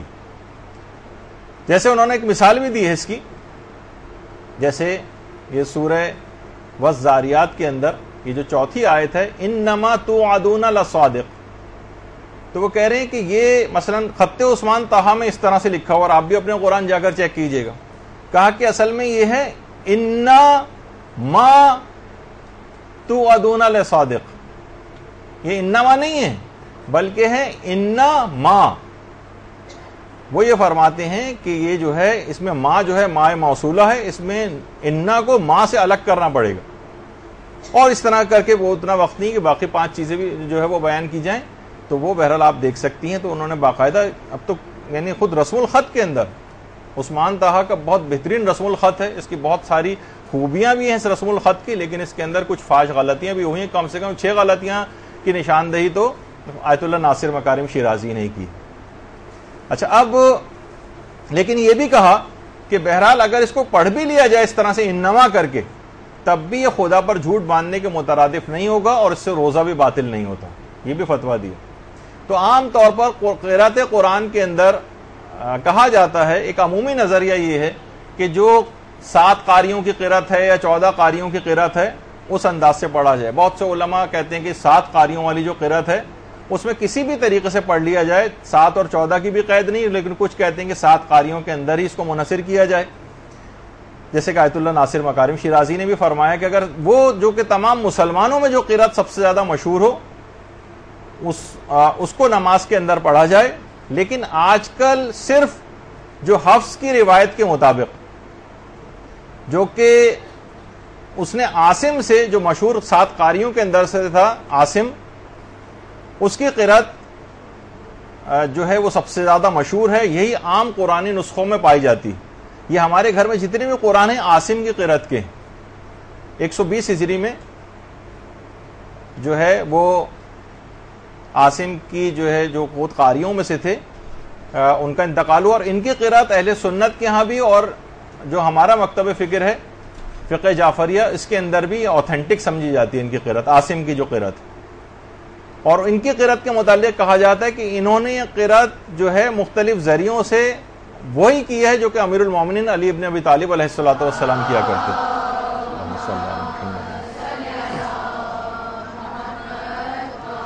اور انہی کی عام طور پر عام قرآنی نسخوں میں یہی قرأت پائی جاتی ہے، اور بہت سے علماء کا تو یہ بھی کہنا ہے کہ دیگر قرأتوں میں جو ہیں قرأتیں وہ اشکال سے خالی نہیں ہیں، لہٰذا عاصم کی قرأت ہی کو جو ہے وہ فالو کیا جائے۔ اچھا، اتنا اہم مسئلہ ہے کہ نماز میں صحیح قرأت ہونی چاہیے، کہ نمازوں میں کہ جس پیش امام کی قرأت صحیح نہ ہو اس کے پیچھے نماز بھی جائز نہیں ہوتی۔ بعض اوقات یہ ہوتا ہے کہ ٹھیک ہے کوئی پیش امام کبھی آ گیا تھا کسی مسجد میں، اسے رکھ لیا گیا تھا، اب اتنا وقت گزر چکا ہے یا وہ اتنے بیمار ہو گئے ہیں یا ان کو فلاں ان کے ساتھ مسئلہ پیش آ گیا کہ اب ان سے صحیح طور پر قرأت نہیں ہوتی صحیح، لیکن پھر بھی کون ان کو نکالے، کیسے شرما حضوری بھی ہوتی ہے، مروت کے خلاف لگتا ہے، لیکن یہ کہ لوگوں کی اس سے نمازیں خراب ہو رہی ہیں۔ اگر کوئی صحیح طور پر قرأت نہیں کر پا رہا ہے تو اس کے پیچھے نماز جماعت نہیں پڑھی جا سکتی۔ تو بعض اوقات یہ بھی ہوتا ہے کہ وہ اس کو صحیح سمجھ رہا ہے لیکن آپ کو پتہ ہے کہ چیز غلط ہے۔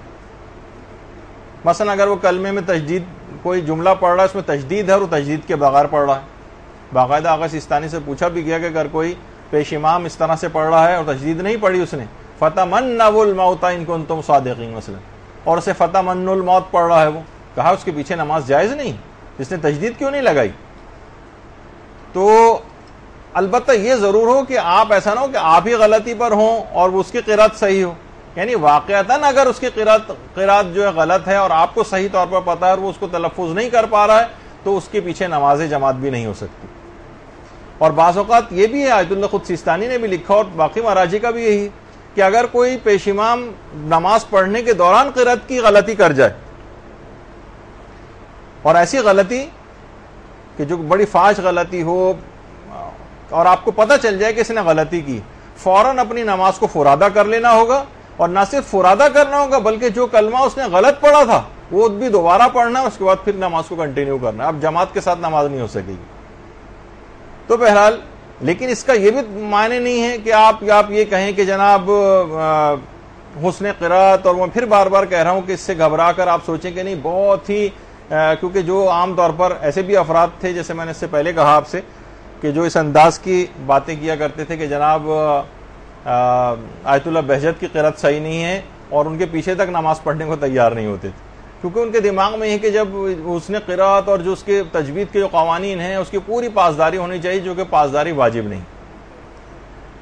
تو بعض اوقات زیر زبر پیش کی غلطی ہو جاتی ہے اور اس سے معنی تک بدل جاتے ہیں. جیسے کہ علماء ایک مثال دیتے ہیں کہ ان اللہ بریء من المشرکین ورسولہ، یعنی یہاں پر جو اصل ہے لام پر زبر کے بجائے اگر اس انداز سے پڑھیں، یہاں پر ہے وَرَسُولُهُ، اگر اس لام کو مکسور پڑھا جائے تو یہ یعنی اس کے نیچے زیر لگا دیں ہم، وَرَسُولِهِ ہی کر دیں اس کو پیش کے بجائے، لام کے نیچے زیر لگا دیں. تو ابھی تک یہ تھا، اس کے معنی یہ تھے کہ اللہ اور اس کا رسول مشرکوں سے بیزار ہے. اگر وہ رسول ہی اس کو کر دیں گے تو اس کے معنی بن جائیں گے کہ خدا بیزار ہے مشرکوں سے اور معاذ اللہ اپنے رسولوں سے بھی، یعنی کفریہ بن جائے گا. تو آپ نے دیکھا کہ صرف زیر زبر پیش وغیرہ کی غلطی سے کتنا فرق پڑ جاتا ہے. اور یہی وجہ ہے کہ اس بات کی ضرورت کا احساس کیا گیا کہ کیونکہ اس سے معنی پہ کافی فرق پڑ جاتا ہے، تو اس کے اوپر جو ہے وہ اعراب لگائے جائیں. فتحہ، اس کے اندر دیکھیے ایک ہے غائب ہو گئی، ایک گول ہے بھی آتی ہے. فتحہ، کسرہ اور ضمہ، یعنی زبر زیر اور پیش، یہ صحیح طور پر پتہ ہونے چاہیے ہمیں.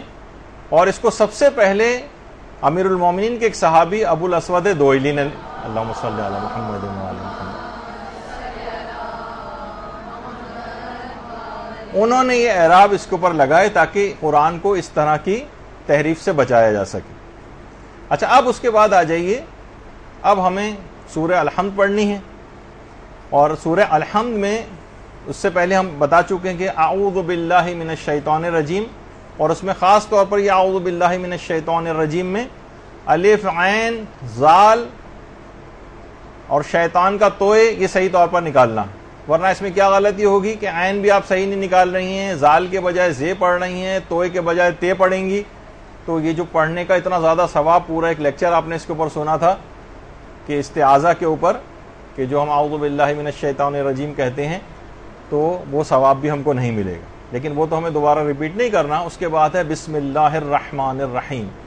اچھا، اس میں بھی وہی غلطی ہوتی ہے، بسم اللہ الرحمن الرحیم پڑھتے ہیں لوگ، رہ نہیں ہے یہ رحمان، یعنی را کے اوپر زبر ہے، زیر نہیں. وہاں پہ لوگ عام طور پر زیر لگا دیتے ہیں.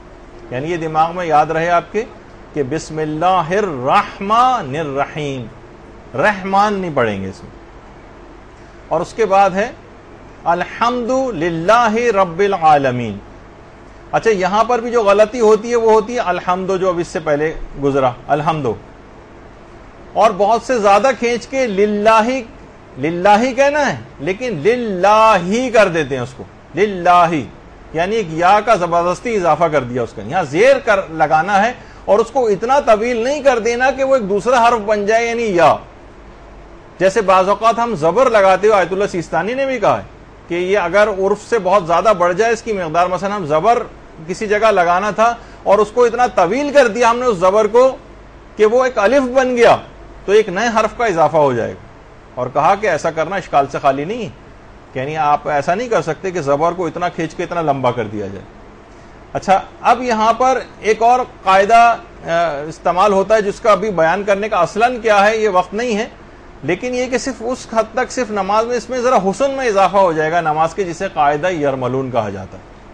یعنی یرملون یہ 6 الفاظ کا مجموعہ ہے، یہ رے میم لام واو نون، یرملون.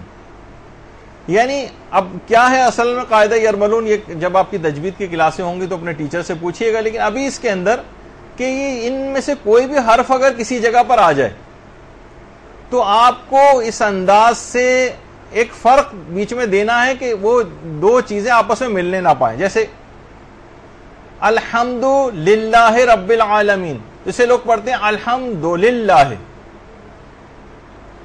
اچھا اب دیکھیے اس کو اگر اور پیچھے لے جایا جائے،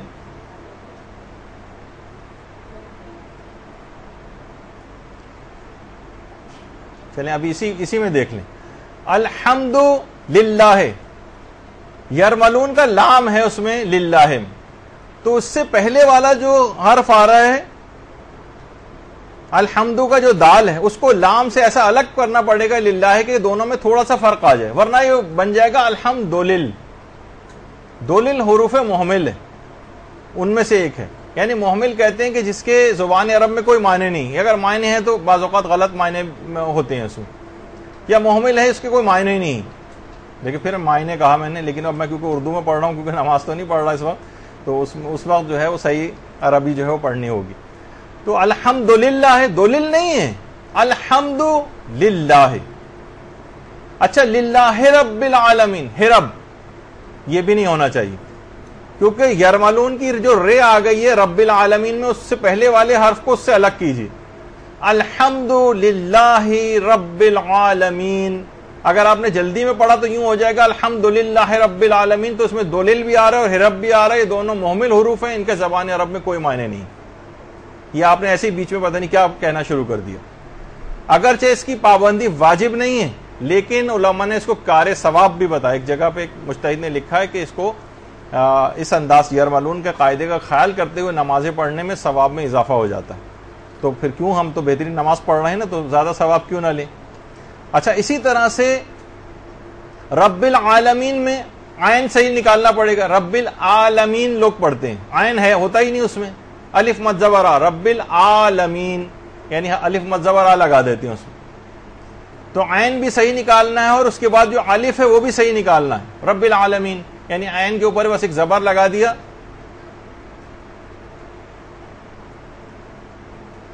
لام کے بعد.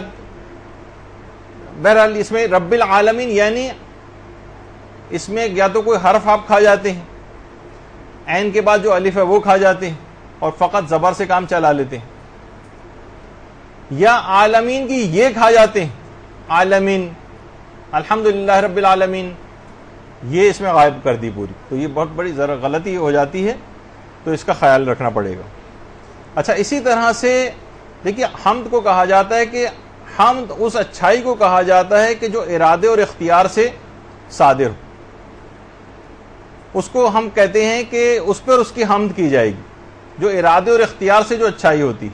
اس کے مقابلے میں آغا خوئی نے بھی بات لکھی، ایک چیز ہوتی ہے مدح، یا ہم اسے اردو میں مدح کہتے ہیں، جبکہ مدح اس کے لیے ضروری نہیں ہے کہ وہ فعل اختیاری ہو، یعنی بے اختیاری بھی ہو سکتی ہے.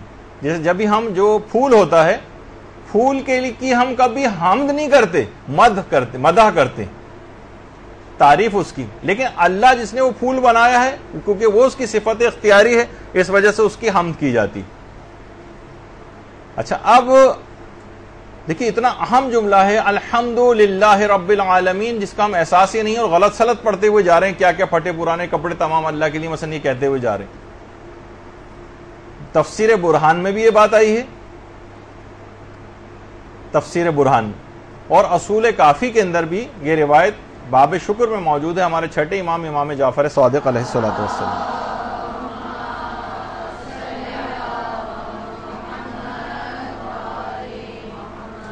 فرماتے ہیں چھٹے امام کہ ایک دفعہ میرے بابا یعنی پانچویں امام امام محمد باقر علیہ الصلوۃ والسلام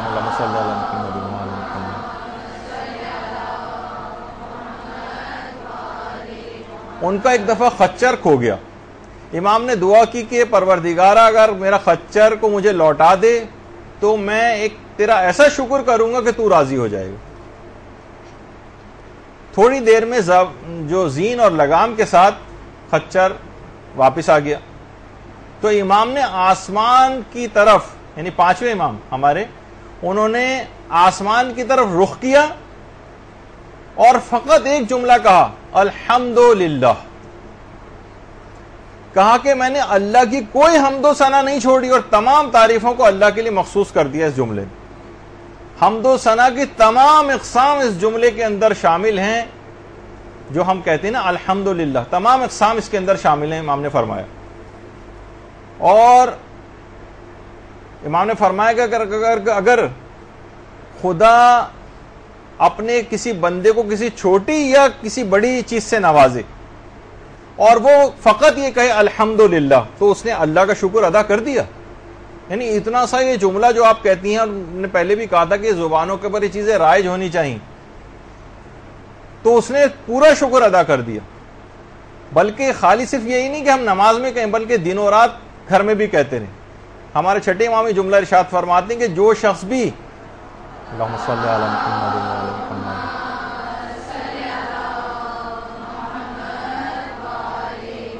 کہ جو شخص بھی صبح کو یہ کہے الحمدللہ رب العالمین، تو بے شک اس نے اس روز کا شکر ادا کر دیا. اور جو رات کو کہے الحمدللہ رب العالمین، تو گویا اس نے اس رات کا بھی شکر ادا کر دیا. اور چھٹے امام نے یہ جملہ بھی کہا کہ اگر کوئی شخص روزانہ یہ کہے الحمدللہ کما ہوا اہلہ، تو لکھنے والے فرشتے اس کا ثواب لکھنے سے قاصر ہو جاتے ہیں. اللہم صلی علی محمد. راوی کہتا ہے کہ یا رسول اللہ، یہ فرشتے لکھنے سے کیوں قاصر ہو جاتے ہیں؟ تو پیغمبر نے فرمایا کیونکہ وہ ثواب کو جانتے ہی نہیں، اور بارگاہ خداوندی میں عرض کرتے ہیں کہ پروردگارہ ہمیں غیب کا علم نہیں ہے، ہم کیسے اس کا ثواب لکھیں؟ تو پروردگار کہے گا بس جیسے میرا بندہ کہہ رہا ہے بس تم وہ لکھ دو، اس کا ثواب میرے ذمے. تو اور یہ بات بھی ہے، کہی گئی ہے کہ اگر کوئی شخص روزانہ 7 مرتبہ یہ کہے، یہ بھی ہمارے چھٹے امام کا ہے کہ الحمدللہ علی کل نعمت کانت او ہی کائنہ،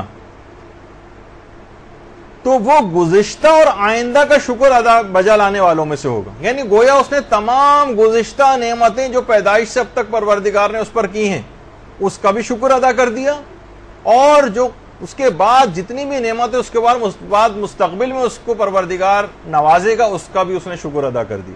7 مرتبہ اگر کسی نے روزانہ کر دیا تو اس نے گزشتہ اور آئندہ کی تمام نعمتوں کا شکر ادا کر دیا. اتنا اہم جملہ ہی الحمدللہ. تو اس کا خاص طور پر خیال کرنا چاہیے. اب اتنا ہمارے پاس وقت نہیں ہے، اس کو بہت تیز رفتاری کے ساتھ کچھ مجھے سلائیڈز کو آگے بڑھانا ہوگا.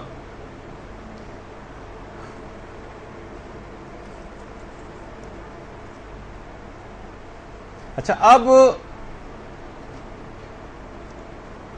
اس کو صحیح طور پر کہنا کیسے، یہ ذرا آپ اور سن لیجئے. الحمدللہ رب العالمین کو صحیح طور پر کیسے پڑھنا چاہیے؟ الحمدللہ رب العالمین، الحمدللہ رب العالمین. اچھا، اس میں خاص طور پر آپ جو ہے کی آواز نکال رہے ہیں وہ سنیے، اور اس کے بعد عین رب العالمین کا. اور البتہ کہیں کہیں قاعدہ ارملون کی مخالفت بھی ہوئی ہے، لیکن اگر بہتر پڑھنا ہے تو اس کی پاسداری کرنی چاہیے. الحمدللہ رب العالمین، الحمدللہ رب العالمین، الحمدللہ رب العالمین، الحمدللہ رب العالمین، الحمدللہ رب العالمین، الحمدللہ رب العالمین، الحمدللہ رب العالمین. تو اس کے اندر آپ کو خود ہی اس بات کا خیال کرنا پڑے گا کہ کس انداز سے ہمیں چیز صحیح طور پر پڑھنا. اچھا، اس کے بعد ہے الرحمن الرحیم. اس پہ خود ایک الگ دلچسپ بحث ہے جس کا آج موقع نہیں مل پا رہا ہے کہ جب بسم اللہ الرحمن الرحیم، رحمان اور رحیم پہلے آ چکا ہے تو پھر اس بات کو مکرر طور پر چند آیتوں کے بعد ہی دوبارہ کیوں لایا گیا. آقا خوئی نے اس کی بہت زبردست تشریح کی ہے، لیکن آج اس کا وقت نہیں ہے، اس وجہ سے آپ کی خدمت میں عرض نہیں کر سکوں گا، تاکہ کم سے کم درس جلد سے جلد آج ختم ہو جائے. اچھا، اس کے اندر بھی خاص طور پر اس بات کا خیال کرنا ہے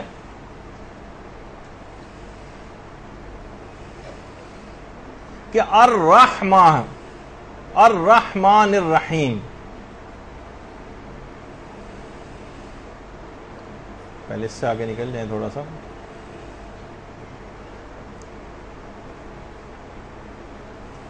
الرحمن الرحیم، اس میں آپ کو ہا جو ہے وہ صحیح نکالنا. الرحمن الرحیم یہ نہیں پڑھنا، عام طور پہ لوگ اسی طرح سے پڑھتے ہیں، بلکہ آپ کو الرحمن الرحیم. رحمان نہیں ہے، رحمان ہے. رح کی آواز نکالنی ہے، رح کی آواز نہیں نکالنی. یعنی یہاں پر ہا کی آواز نکالنی ہے، ہا کی آواز نہیں نکالنی. اچھا ایک چیز اور بھی ہے کہ جس جگہ پہ ٹھہرنا ہوتا ہے، جہاں آپ ٹھہر رہے ہوں، تو وہاں اگلی آیت کو ملا نہیں سکتے اس سے قواعد تجوید کے مطابق، جسے ہم کہتے ہیں وقف بالحرکت اور وصل بالسکون. یعنی جہاں ٹھہرنا ہے وہاں پہ ہم نے حرکت دے کے ملا دیا، اور جہاں پر یعنی وقف حرکت میں وقف کر دینا یہ جائز نہیں. مثلا ابھی اس کی مثال آئے گی. آغا خوئی تو کہتے تھے احتیاط واجب ہے کہ اس قانون کی پاسداری کریں نماز میں، لیکن آغا سیستانی ہیں اور رہبر معظم ہیں، وہ کہتے ہیں احتیاط مستحب ہے کہ اس کی پاسداری کر لیں، لیکن ضروری نہیں، البتہ ثواب ملے گا. لیکن آغا وحید خراسانی ہیں یا آیت اللہ خوئی ہیں، وہ کہتے تھے کہ احتیاط واجب ہے کہ اس کی پاسداری کرنا. یعنی الرحمن الرحیم اگر آپ یوں پڑھ رہی ہیں الرحمن الرحیم، تو پھر وقفہ دے کر مالک یوم الدین پڑھیں گے. الرحمن الرحیم میں تو پھر اگر آپ نے اس کے نیچے زیر لگا دیا الرحمن الرحیم ہے، تو فوراً مالک یوم الدین کہنا ضروری سے مراد حسن قرأت کے لحاظ سے. اچھا اب یہ اس کے مسئلہ ہے کہ آج ہی مجھے اس کو ختم کرنا ہے اور اتنا وقت نہیں ہے، لیکن یہ آپ کو تمام قرأت کی جتنے بھی اور اگلے جو سورے ہوں گے اس میں ہم اس کو تفصیل بیان کر دیں گے. تو ابھی کہ وقف بالحرکت اور وصل بالسکون جو ہے اس کا خیال رکھنا صرف آغا خوئی کے لحاظ سے ذرا زیادہ ضروری ہے، لیکن دیگر مجتہدین کیونکہ اس کو اس لحاظ سے ضروری نہیں، صرف احتیاط مستحب کے طور پر یہ بات کہتے ہیں کہ اس کی خلاف ورزی نہیں ہونی چاہیے اس قانون کی. اچھا اب دیکھیے یہ خود یہ رحمان اور رحیم، خود رحمان 57 مرتبہ یہ پورے قرآن میں ریپیٹ ہوا ہے، اور الرحیم یہ 114 مرتبہ جو ہے آیا ہے. اور اس کے بعد ایک بات اور، اس کو الرحمان یوں نہ کریں کہ یہ کا اضافہ ہو جائے. بہت سے لوگ یہ بھی غلطی کر دیتے ہیں کہ الرحمن الرحیم کر دیتے ہیں، اس کے اندر ایک یا آ جاتی. اچھا یہ بھی سن لیجئے کہ اس کو صحیح طور پر کس طرح سے پڑھا جائے الرحمن الرحیم کو.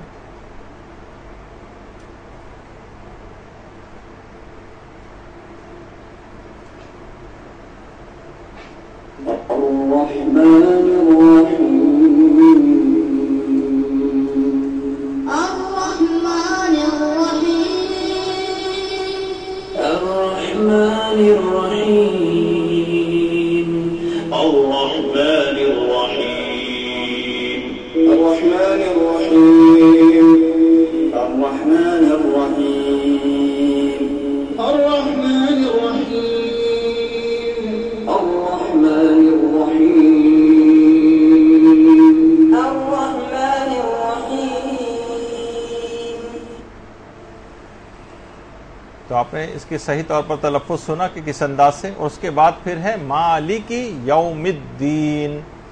اچھا یہاں بھی آپ دیکھیں کہ یرملون کے لحاظ سے یہ جو آ رہی ہے یا جسے کہتے ہیں یوم الدین، تو یہاں پر آپ کو کاف سے الگ کرنا پڑے گا، ورنہ یہ بن جائے گا مالکی یوم الدین. کیو ایک لفظ آ رہا ہے، یہ حروف محمل ایسے کوئی زبان عرب میں معنی نہیں.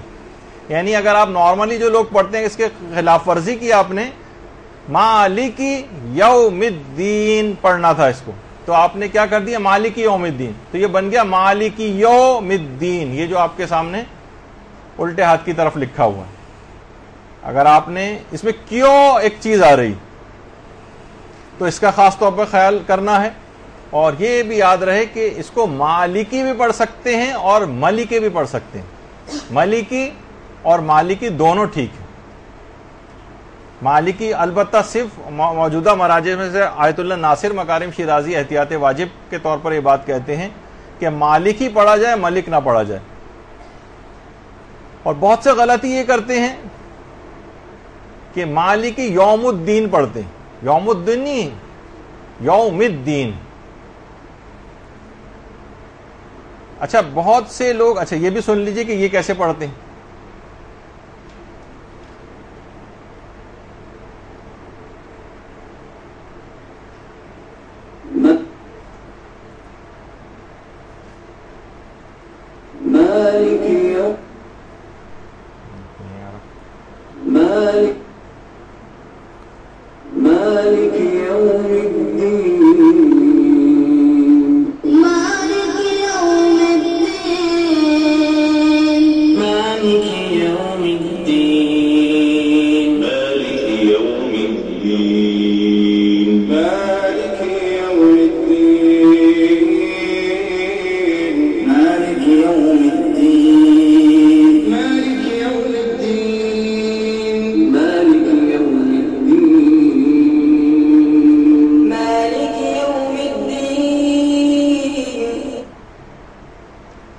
اچھا اس کے اندر بھی ایک چیز اور یاد رکھ لیجئے کہ بہت سارے افراد اس طرح سے ایک پیش کی سی آواز نکالتے ہیں بعض اوقات مالکی یوم الدین. یہ صراحت کے ساتھ نہیں ہونا چاہیے، لیکن علماء نے کہا کہ اگر بعض اوقات پیش کی بو آ جائے جیسے کہ عرب لوگوں کے اندر اکثر آ جاتی تو پھر زیادہ اشکال نہیں ہے. البتہ کچھ قرات آپ ایسی ہیں جس کے اندر اس کی بو محسوس ہوگی آپ کو. مثلاً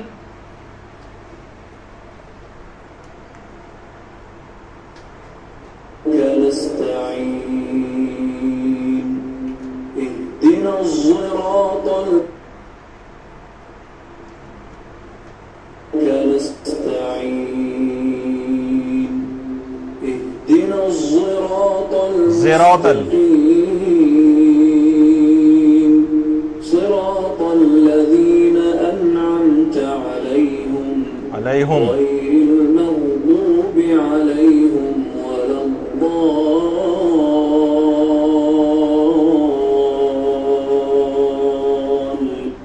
تو بہت سے عربوں کے ساتھ یہ بعض اوقات ہوتا ہے کہ وہ اس میں پیش کی بو آ جاتی ہے اس میں، لیکن اس سے بھی آپ لوگ کوشش کریں کہ اس طرح سے نہ ہو. ان کے اپنے لہجوں کا ایک فرق کی ایک الگ بات ہے، تو وہ ایک الگ چیز ہے. اچھا اب یہ چیز آئی کہ مالکی یوم الدین بھی صحیح ہے، مالکی یوم الدین بھی ٹھیک ہے، دونوں طرح سے صحیح ہے. البتہ علماء کہتے ہیں کہ مالک زیادہ بہتر ہے. البتہ آغا خوئی نے لکھا ہے کہ دونوں قراتوں میں مالک اور ملک میں کوئی چیز بھی ترجیح کے قابل نہیں ہے. دونوں میں سے کوئی سا بھی پڑھ سکتے ہیں، ملک یوم الدین بھی پڑھ سکتے ہیں، مالک یوم الدین بھی پڑھ سکتے ہیں. اس کے بعد ہے ایاک نعبد و ایاک نستعین. اچھا یہاں پہ بھی دیکھیے یرملون کا نون آ گیا نعبدو میں، تو اگر آپ نے اس کا خیال نہیں کیا اور کاف سے اس کو الگ نہیں کیا، مثلا پڑھنا ایسے چاہیے تھا ایاک نعبدو. اگر آپ نے پڑھا ایاک نعبدو تو کنا اس کے اندر آ رہا ہے، اور آکے ہے پھر نستعین کا نون تو اس کو بھی کاف سے الگ کرنا ہے. وہ ایاک نستعین پڑھنا چاہیے تھا، وہاں ہم نے کنستعین پڑھ دیا. یعنی ایاک نعبدو و ایاک نستعین. ایاک نعبدو کنا یہ مخالفت کر دیا آپ نے یہاں پر، یہ محمل حروف میں سے ہے، اور کنستعین کنس آ گیا وہاں پر، جبکہ ایاک نستعین تھا جب آپ نے اس کو کنستعین کر دیا. تو یہ بھی اس کی ایک غلطی شمار ہوتی. اچھا اس کا خیال کرنا ہے. اور ایاک میں تشدید لگانی ہے، ایاک نہیں پڑھنا، ایاک نستعین. اچھا اب یہ بھی سن لیجئے ایاک نعبد و ایاک نستعین کیسا صحیح ہے.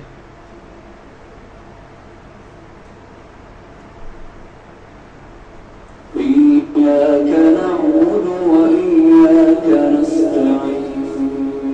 إياك نعبد وإياك نستعين. إياك نعبد وإياك نستعين. إياك نعبد وإياك نستعين. إياك نعبد وإياك نستعين. إياك نعبد وإياك نستعين. إياك نعبد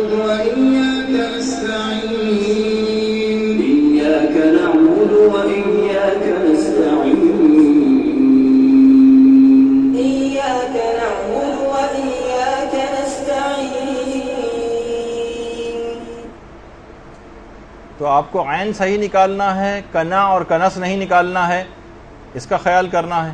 اس کے بعد ہے ایاک نعبد ہے، عین اگر آپ نے صحیح نہیں نکالا اور نعبدو کر دیا تو اس کا مطلب عین بالکل کھا گئے، یہ غلط ہے، اور زیادہ تر لوگ ایسے ہی پڑھتے ہوئے نظر آتے ہیں۔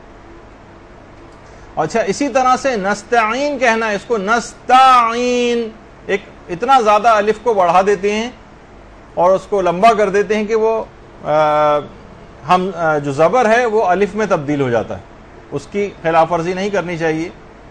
اور اس کے بعد پھر ہے اہدنا الصراط المستقیم۔ اچھا، یہاں پہ بھی اس کو صحیح طور پر نکالنا ہے، البتہ یہاں ایک اور سہولت ہے کہ صراط میں جو ہے وہ سین سے بھی صحیح ہے اور صاد سے بھی صحیح۔ اگر کوئی صحیح طور پر نہیں نکال پاتا صاد کی آواز کو تو وہ سین والی آواز بھی نکال سکتا ہے۔ البتہ دوسری والی چیز غلط ہے، یعنی صراط میں توئے کے اندر یہ تے والی سہولت نہیں ملے گی، صراط الذین، اس میں توئے کی آواز صحیح نکالنی پڑے گی، اس کو تے میں تبدیل نہیں کر سکتی، جو کہ عام طور پر لوگوں سے ایک بڑی غلطی ہوتی۔ پھر مستقیم کے اندر جلدی میں اہدنا الصراط المستقیم، اس میں ایک یہ نکال دیتے ہیں، مستقیم ہو جاتا ہے، وہ بھی غلطی، اس کو صحیح کرنے کی ضرورت ہے۔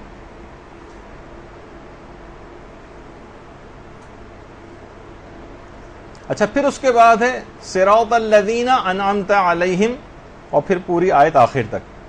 اچھا، اس کے اندر بھی اگر آپ دیکھیں، اس میں صراط الذین صاد توئے اور لذینہ کا زال، اس کو ہم صراط الذین پڑھ جاتے ہیں، صراط الذین، اس کو صحیح طور پر پڑھنا چاہیے، یعنی یہ لذینہ نہیں ہے بلکہ لذینہ ہے، اس میں ایک فرق ہو جاتا ہے۔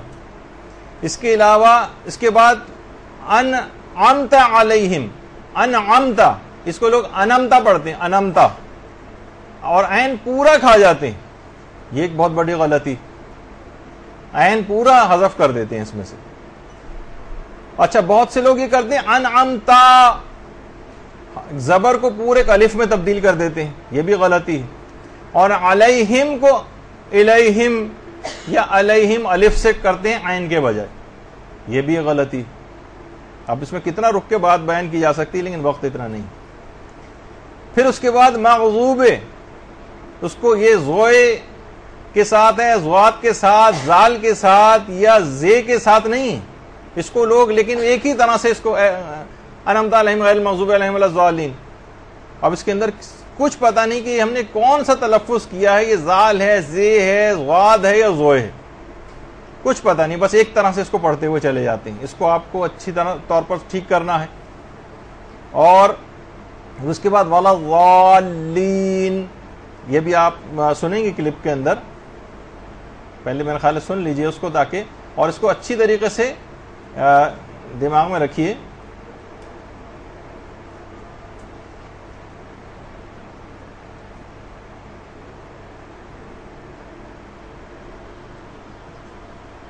صراط الذين أنعمت عليهم غير المغضوب عليهم ولا الضالين۔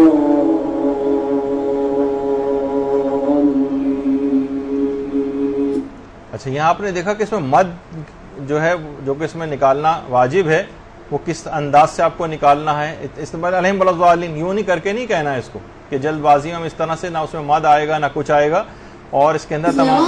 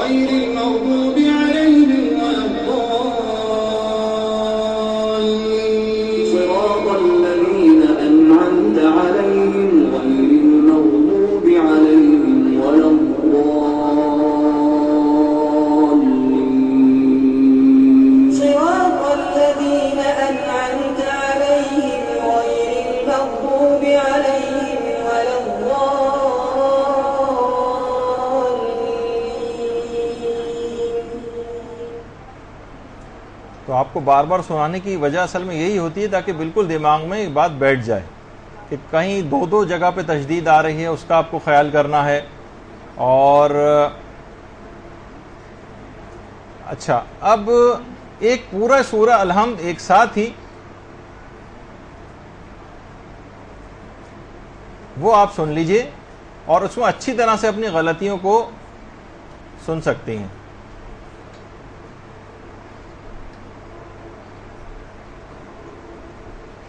أعوذ بالله من الشيطان الرجيم. بسم الله الرحمن الرحيم. الحمد لله رب العالمين. الرحمن الرحيم. مالك يوم الدين. إياك نعبد وإياك نستعين.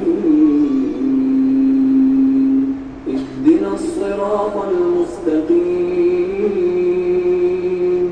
صراط الذين أنعمت عليهم غير المغضوب عليهم ولا الضالين.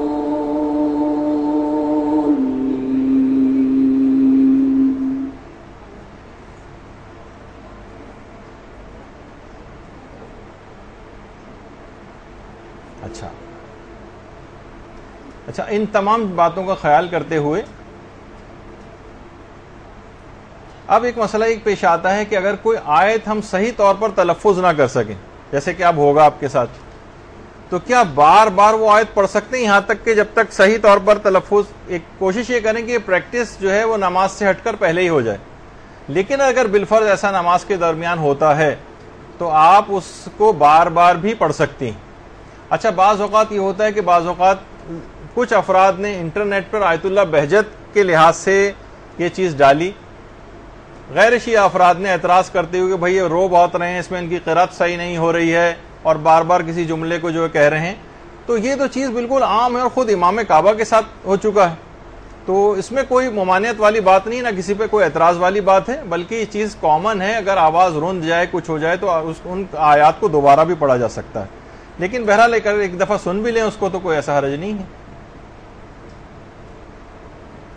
الحمد لله رب العالمين الرحمن الرحيم مالك يوم الدين إياك نعبد وإياك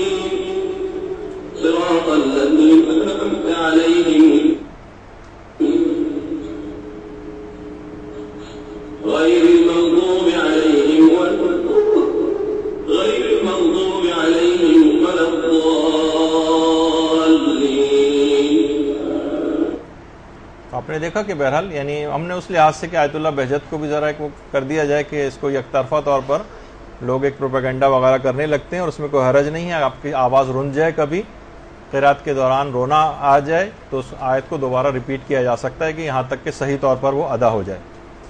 اچھا، اب اس کے بعد بس اتنا وقت نہیں ہے.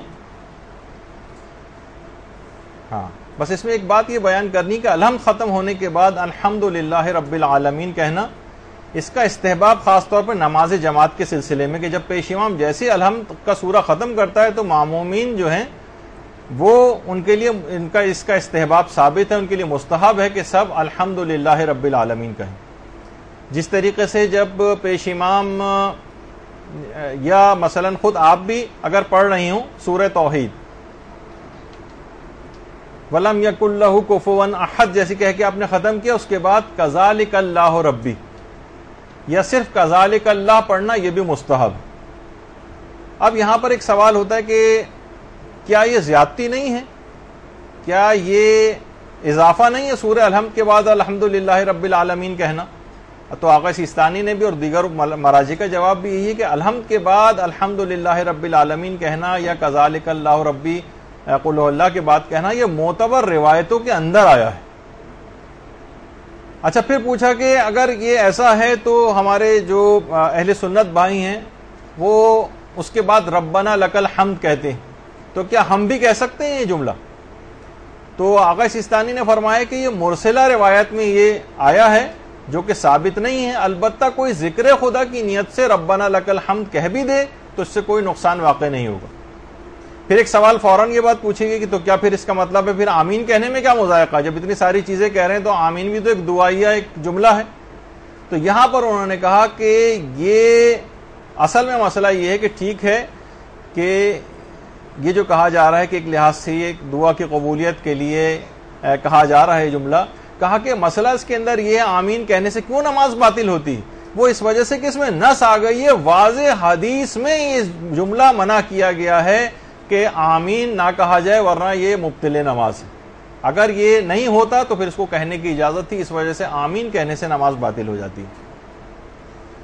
اور ایک چیز بس میں اور بتا دی جائے، کچھ لوگ کہتے ہیں کہ اگر قرات کی کچھ غلطیاں ہو جائیں تو ہم سجدہ سہو کر لیں گے بعد میں، کیا فرق پڑتا ہے؟ اگر غلطیوں کے اوپر ہی تو سجدہ سہو ہوتا ہے نا، تو ان کے لیے بہرحال یہی ہے کہ نہیں، آپ کو اپنی قرات صحیح کرنی پڑے گی اور سجدہ سہو اس کے لیے جو ہے وہ کافی نہیں ہے۔ تو آپ نے دیکھا کہ آج بہت تیز رفتاری سے بھی گزرنا پڑا آگے، اور آج ہی ہمیں ہر صورت میں سورہ الحمد کو جو ہے وہ ختم کرنا تھا، اور اس کے بعد جو اگلے جو سورے اس کے بعد پڑھے جاتے ہیں انشاءاللہ عام طور پر جو سب سے زیادہ عام طور پر جو سورے پڑھے جاتے ہیں ان کو ہم اگلی نشست کے اندر جو ہے بیان کریں گے۔ لیکن اس دوران آج ایک خاکہ پیش ہوا ہے آپ کے سامنے، آپ کو اپنی سورہ الحمد اور نماز کے جو اور اذکار ہیں وہ باقاعدہ کوئی کیسٹ خرید کر یا قرآن فاؤنڈیشن کی کوئی CD وغیرہ آپ لے لیں، ان کے پاس اچھی CDs اویلیبل ہیں اس سلسلے میں، اور اپنی نمازوں کی قرات وغیرہ کو صحیح کرنے کی کوشش کریں، اور خود قرآن کا بھی توقع ہے نماز سے ہٹ کر چلیں الحمد دوسرا سورہ آپ نے ٹھیک کر لیا اور تشہد سلام اور کچھ اور اذکار ٹھیک کر لیے، لیکن تلاوت قرآن بھی کرنی ہے، ابھی بہار قرآن آنے والی ہے، رمضان شروع ہونے والا ہے، اس میں تلاوت بھی کرنی ہے، تو اس کو بگڑی ہوئی شکل کے ساتھ تلاوت نہ کریں تاکہ بہترین ثواب رمضان کا حاصل کر سکیں۔ وصلی اللہ علی محمد وآلہ الطیبین الطاہرین۔